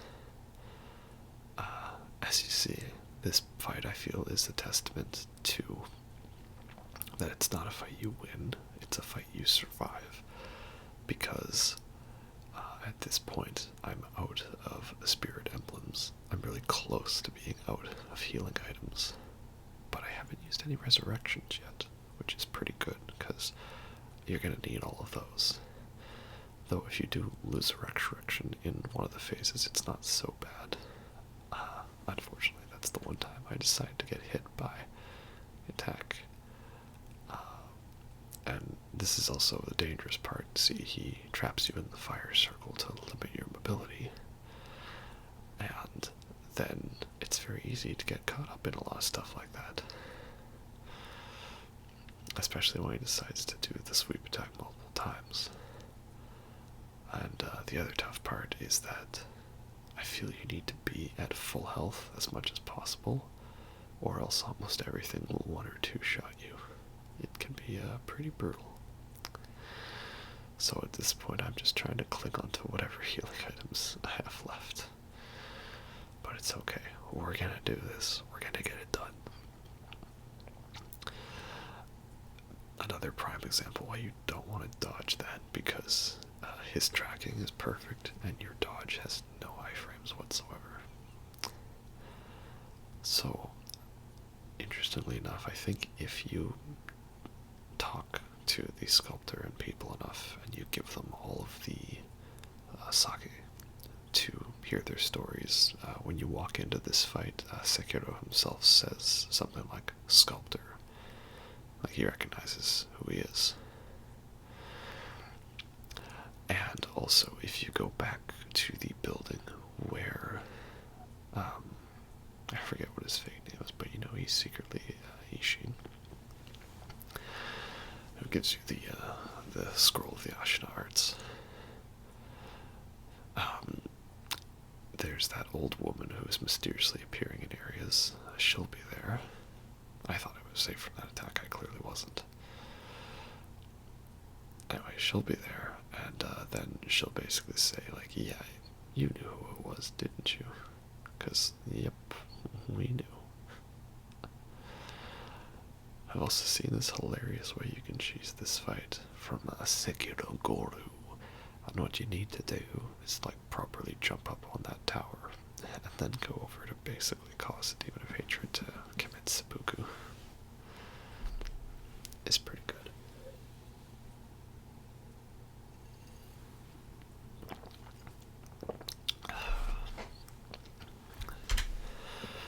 Trick I found for when he does his I fell into the burning ring of fire and the flames got higher and higher move is just nope out of there. Say, I ain't playing your game. Or, you know, spam finger whistle to confuse him so that the flames die down. It is possible. Interesting enough, I think this is only my second time getting to this phase of the fight. But he does really pull out all the stops and go roundless for this. I will say, I still feel this is a fairish fight, but can you imagine if I didn't have my resurrect then? I would have been so annoyed. Or if I got hit by one more attack, because again, every attack he does is like a one-shot. But at the end, he thanks us for putting him out of his misery. I said, I liked him. He was a cool guy. Sekiro. So, with that out of the way, we get another memory and more lapis. So, I'd say it was worth it. So this brings us to one of the hidden path endings, where if you do enough eavesdropping, you decide that instead of removing the dragon's immortality, you have to, like, take the blood out of him and bring it to yourself, because Kuro cannot be allowed to die. So this involves us going into a new version of the memory that we were in at the Hirata Estates before. This time we see there is another lone shadow. And this guy is annoying because if you leave him alone for a few seconds, he has a tendency to spam a bunch of dogs. Or do his whole recover his posture thing. So yeah, it's no secret that I don't really like these guys that much. But I feel I was getting better at him, you know, felt I was being more aggressive. Most importantly, didn't cheese this one. So the thing that makes this fight unique from the other ones is that if you give him enough time, he will summon dogs. So you have to stick really close to him so that he doesn't do that. But it can be tough because sometimes you want to recover your posture, and he has a tendency to try to really quickly do that. You know, any chance he gets, he's going to try and summon his dogs.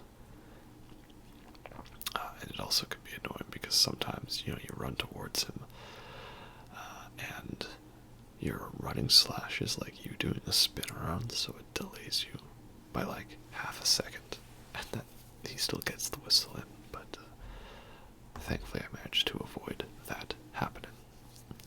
So, further up we see we have to fight Juzuo again, because it is a memory, and he was here, but this time we have our own shadow that we can get on our side. Unfortunately, I think he's pretty weak or something, because, like, I decided, okay, we're going to clear the area first, me and you together, and then we're going to team up, just like we did with that one other guy earlier, and it's going to be great. And he ran in for like 5 seconds, and died right away. So, felt a lot of good that did, you know. I really should have done the whole thing of, like, cheesing him. Or maybe, I guess, just more time had passed than I thought, but I was like, that's it? Really? So at least the nice thing with this guy is that he has poison instead of fire, and he doesn't have armor that I can forget to, take off. His armor you just want to, take off It's also refreshing to come back to this fight after having potentially struggled at it much earlier in the game, and now being like, yeah, I think I know what I'm doing. Maybe, but probably not exactly. I don't think they upgraded his moveset at all for this fight, but correct me if I'm wrong, did he do the double fist punch before? I don't know. In any case, it was also nice to have a enemy help me out with clearing the area, so I didn't have to use hit and run tactics, which feels a bit cheesy, but at the same time, it's necessary. The whole point of this is you're meant to find solutions and use your ingenuity. I think it would have been nice if this fight hadn't been included, though, because, he's, he's nearly gonna one-shot me, because I got grabbed. But it's like, you fought it already, did you really have to fight it again? I mean, all that's really added is a chance for you to make use of the mind control ninjutsu. That's about it. It's interesting how Dark Souls 2 was all about reskinned bosses and reused bosses and too many bosses, and yet somehow I felt it worked better in Sekiro. But I think that could be because they're mini boss fights. They have health bars, but they're not big fights. Like, they're not necessarily on comparable scales, if that makes sense. Or maybe we're just trying to make excuses to justify something because we just want to hate on Dark Souls 2, because it wasn't by the A-team. I don't know. But in any case, now that we have cleared the way into the temple, we can now go have the final confrontation with Owl. For you see, it was him who betrayed us here after we killed Lady Butterfly. And this time he ain't messing around. But it is always nice when you get a sick Makili counter right at the beginning of the fight. So, I think what makes him tough is his posture recovers nearly instantly, and if you get locked into a big combo like his firecrackers, it's a near instant kill. So since his posture recovers instantly, you have to find ways to damage his vitality, but he's pretty good at being able to auto-counter and auto-block most of your moves. So it's a lot easier said than done. He does use more unblockables, unlike the future version of him, but it's not necessarily a benefit because the posture damage you do from the unblockables isn't going to stick. Like, he'll regenerate his posture almost instantly. I do like that detail about how he notices if you use the prosthetic. Pretty nice. You also really gotta watch out not to get hit by that giant swing attack, because it'll probably one-shot you. Other thing, you have to really make sure you don't make the mistake of holding the attack button and doing a thrust. Because if you do, he will do the Makiri counter to you and then insta-kill you. It's pretty cool first time it happens. I was kind of a little taken aback. But also pretty deadly. He also, interestingly enough, has a couple of combos, like the large swing, where if you're at a certain proximity, he will nope out of it and switch to a different combo, which I think is pretty ingenious development. I do like that. So, I guess the idea is that Owl had lured you away from Hirata Estate, attacked it when it was vulnerable, and then tried to use this to take the dragon's blood from Kuro. You end up getting killed by him after you kill Lady Butterfly, and Kuro gives you the dragon's blood. And I think from there that is when we flash forward to where we are, but I'm not sure because it's 3 years ago, but somehow we've ended up in the Ashina dungeon. I know there's probably some gaps that we're missing, unless it could be that Sekiro kind of, in his other similarity to Geralt, of looking like him and being a wolf, he also has amnesia and's forgotten a lot of events. So there you see, he noped out of his combo, really messed with me. He also seemed like no, I was trying to recover my posture and was relentless at throwing shurikens at me so that I did not do that. But I think I like this version of the fight better than the newer one because he doesn't have the stupid anti-heal thing that like reaches much beyond the AoE. And now we have his cool bit with him actually using an owl. At first I thought you had to, like, that the owl was going to attack you and you had to balance fighting between the two of them. But you don't actually, he's kind of just there for show. It's when he does his Firebird attack, which again, it's something that I like when he does those moves because it's a huge telegraphed jump and then a huge telegraphed sweep. Oh, sorry, Makiri. And so you're guaranteed to get posture damage on him and potentially a bit of vitality. So that's what I felt made him a bit easier than the first encounter. Kind of funny how at the start unblockables are scary because you want to spam the block button and you don't know how to counter them. And then later on they become the best thing possible. But can I get a shout out for that no-look dodge there? I'd like to think that was pretty impressive of me. But I do have a very inflated ego when it comes to that. So, not much more to this fight. Just a matter of being able to properly get through the tells. So, this gives you the aromatic branch, I believe it is, or no, something like that. I don't remember exactly each specific item, but basically this unlocks the Purification Ending, where you cleanse Kuro of the dragon's blood by taking it into yourself, but then causing you to die in the process. Not as good as the return ending, where you try to bring the dragon's blood back to its origin, which it does feel very sequel bait, but then again, I think every Souls-like game at this point has had pretty abrupt endings with the potential future for development, so I wouldn't say it's that bad of a thing.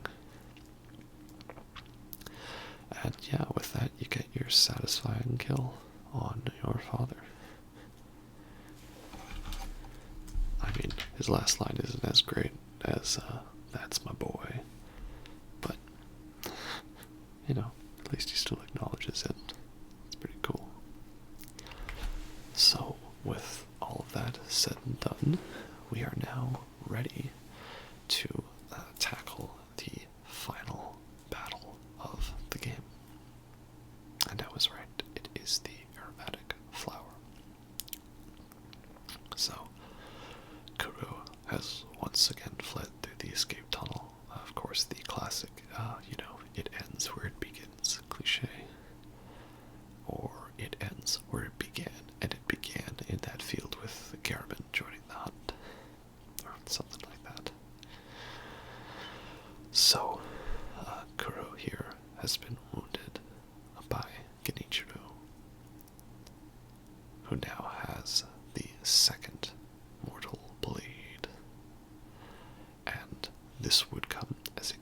shock to you if you weren't listening to the optional conversations and finding that hidden book that was on the rooftop. But then again, not everybody does. That's just how FromSoft does it. So, my understanding, feel free to correct me, is that the first Mortal Blade allows you to sever the tie of immortality. Not that if you get hit by the blade that it automatically kills you, just that if you have some kind of power that makes you immortal, getting hit by it will sever that power. Nice how we are all confident this time, drawing our sword without hesitation. So, then to my knowledge, the second Mortal Blade allows one to, like, open rifts to the past or other dimensions, or recover the souls of the dead, or bring somebody back from hell. Because that's the important thing, is that Isshin Ashina, right? In current timeline, he likes you. He doesn't necessarily care for Genichiro anymore. But the Isshin Ashina of the past wants nothing more than to fulfill his grandson's dying wish. And he's like, a war-thirsty mongrel who just wants nothing more than to fight. Which is why, when he first shows up, that's just what he wants to do. He wants to fight.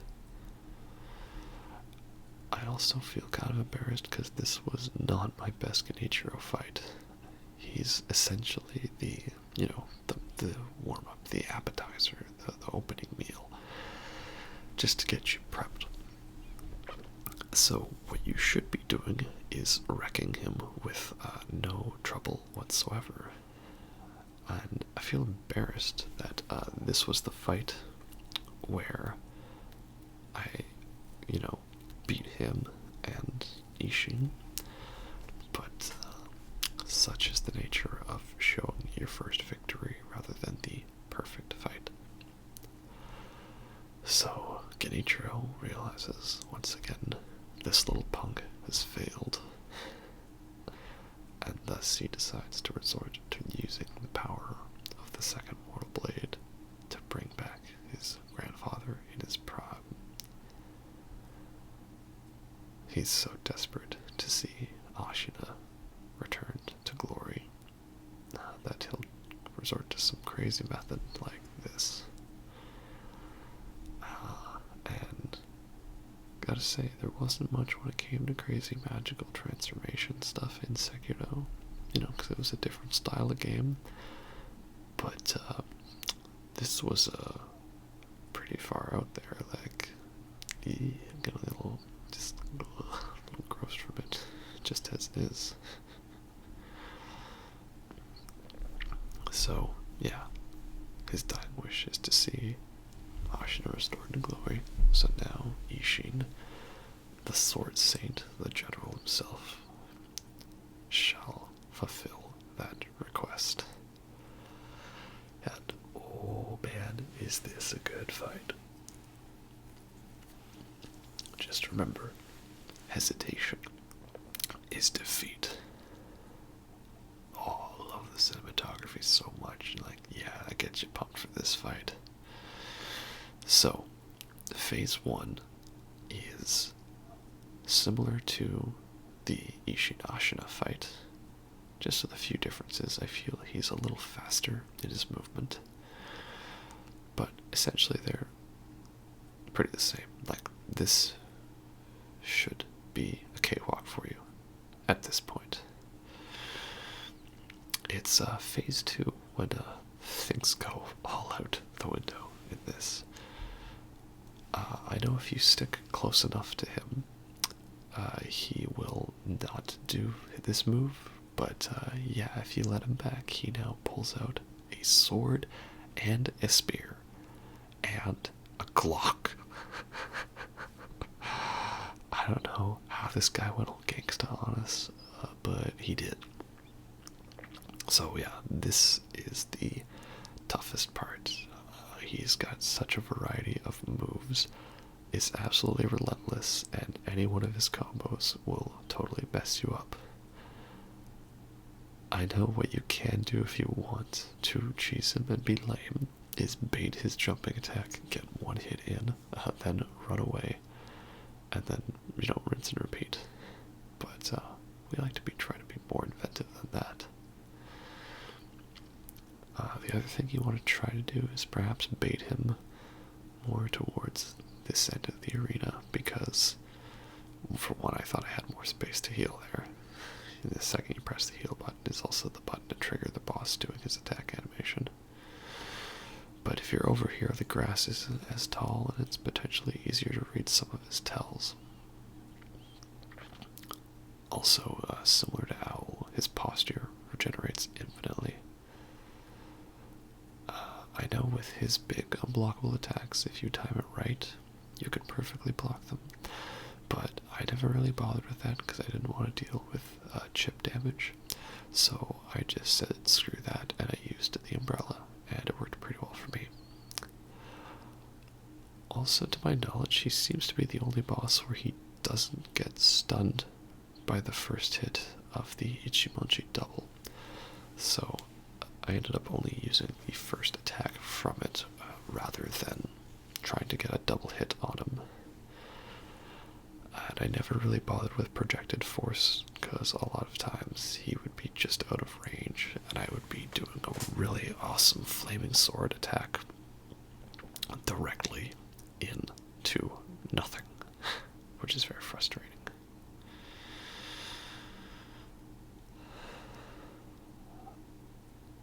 Yeah, I do love this fight. This is incredibly epic. And surprisingly, I actually beat this on, I think, my second or third try, whereas Demon of Hatred probably took me like 30-something. So, I don't know, you tell me who was more frustrating or more annoying for you. I think that Demon of Hatred's harder, because while Isshin is an ultimate master of dual-wielding death and destruction, he's still a dude with a sword. Like, he still plays by the rules. Demon of Hatred does not. So, once again, trying to keep him wheeled back in this area. Other problem for me at this point was running out of healing items because I had such a bad fight against Genichiro. It was not good. Also, gotta be careful because going underneath him there when he jumps is risky. I end up actually dying to that because I get caught on, like, his sandal or something. I don't know. You can't hear it, but in my original audio for this scene was me basically doing the equivalent of the Tron. What? What the fuck? But it's okay. I still have health. I can do this. Just let me get this heal. Just let me win. Just please die for me. Okay, it's fine. It's fine. Don't touch me. I'm playing with the USB steering wheel. And I also, unlike video game Domiki, I don't have the world record on Bowser's Bean Burrito, or whatever it was called.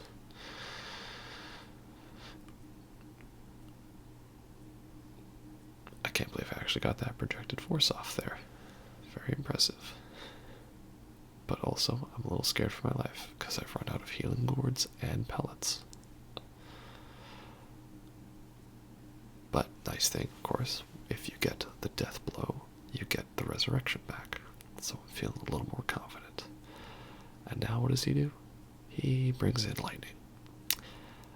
And I thought I had an extra second there, so I didn't jump. Yeah, lightning reversals, they're amazingly fun, but you gotta do them right.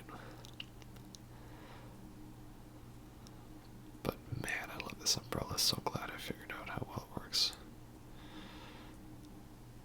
So there's one.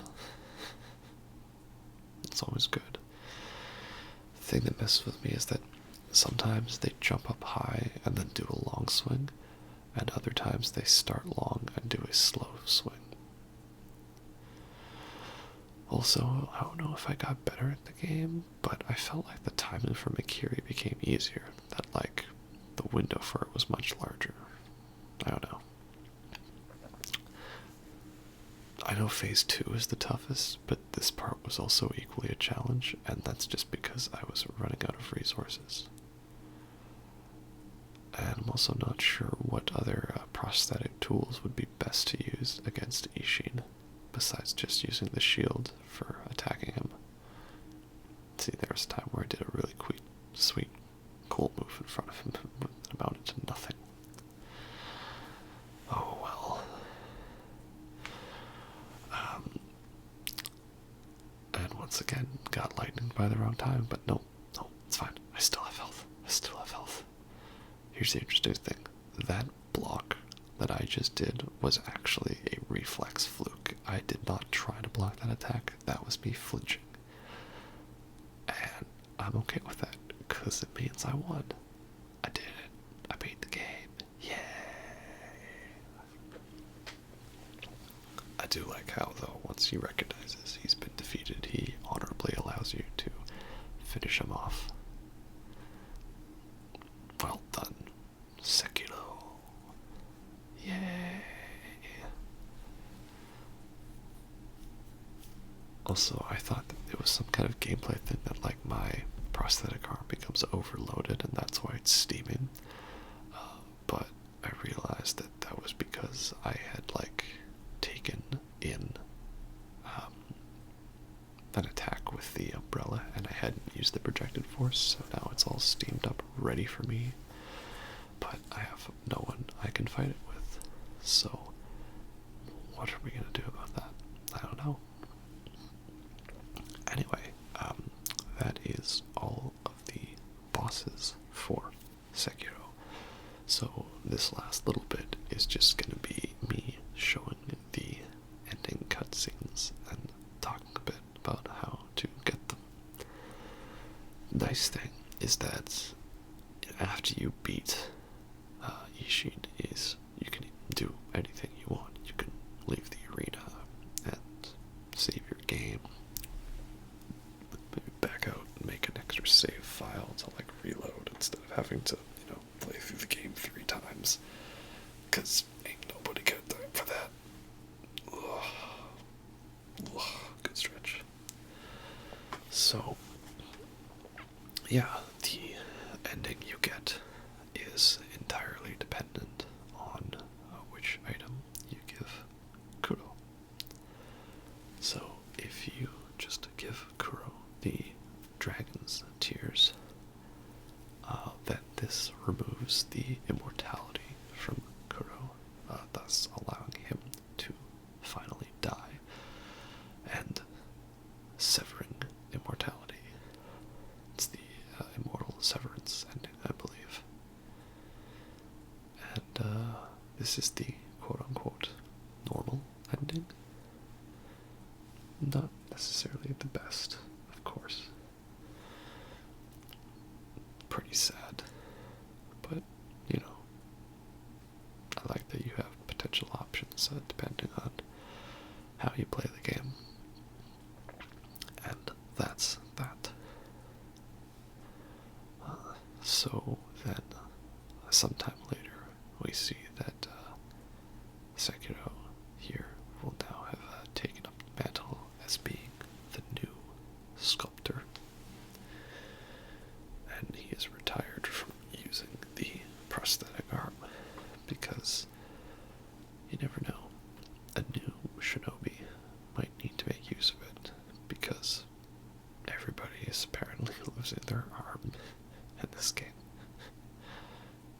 People are losing limbs as much as they lose limbs in Dead Space, pretty much.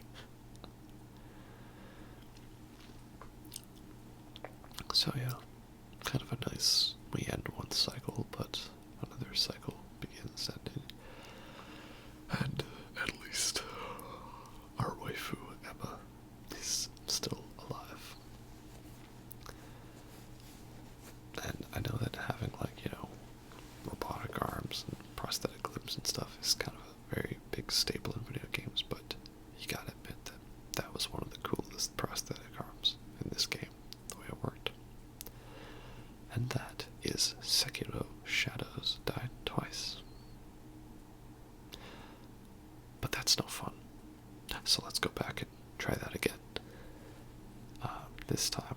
in addition to giving the Dragon's Tears, we are going to give the Ever Blossom that we acquired from the memory with Owl.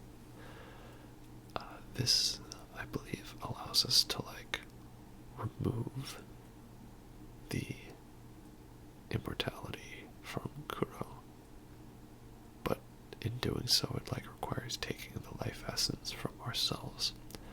So we have to die so that Kuro's immortality can be severed, but he can still live. So, yeah, another sad ending, requiring a sacrifice. It's for the greater good, the greater good, the greater good.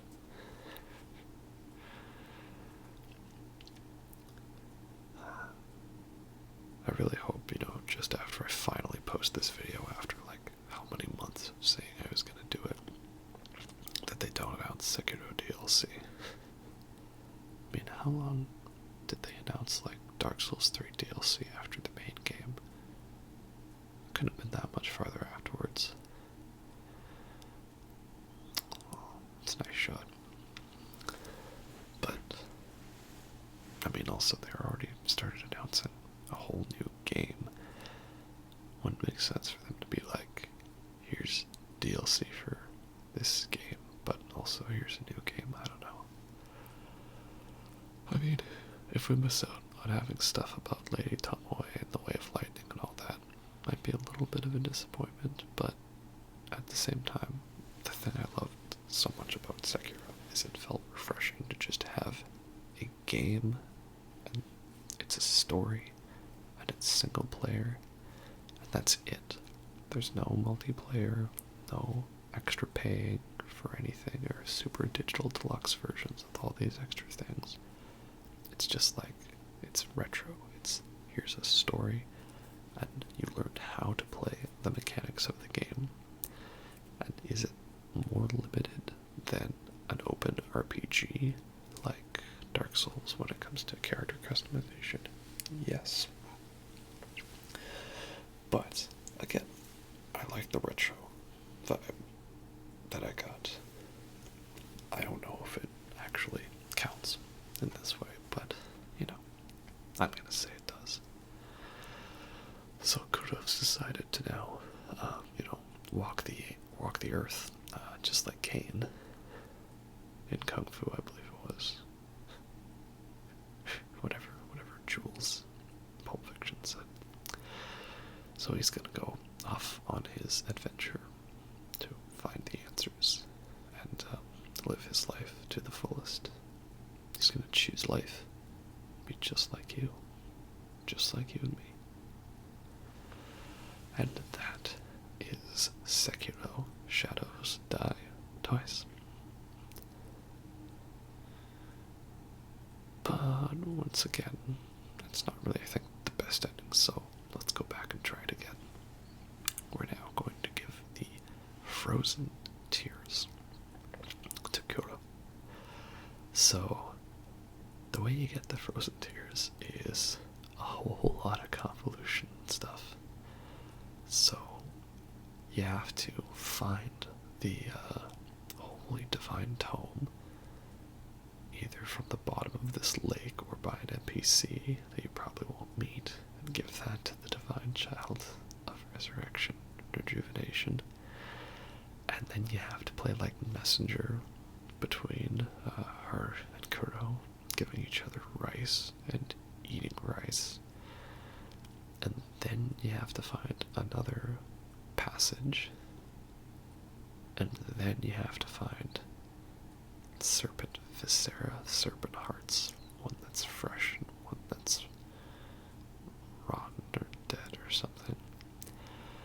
And doing that, of course, you have to kill the great serpent in that awesome moment, and then you have to feed them to the Divine Child, and then eventually her tears are going to be like frozen, and also she gives you frozen rice, which is better than regular rice because it's cold.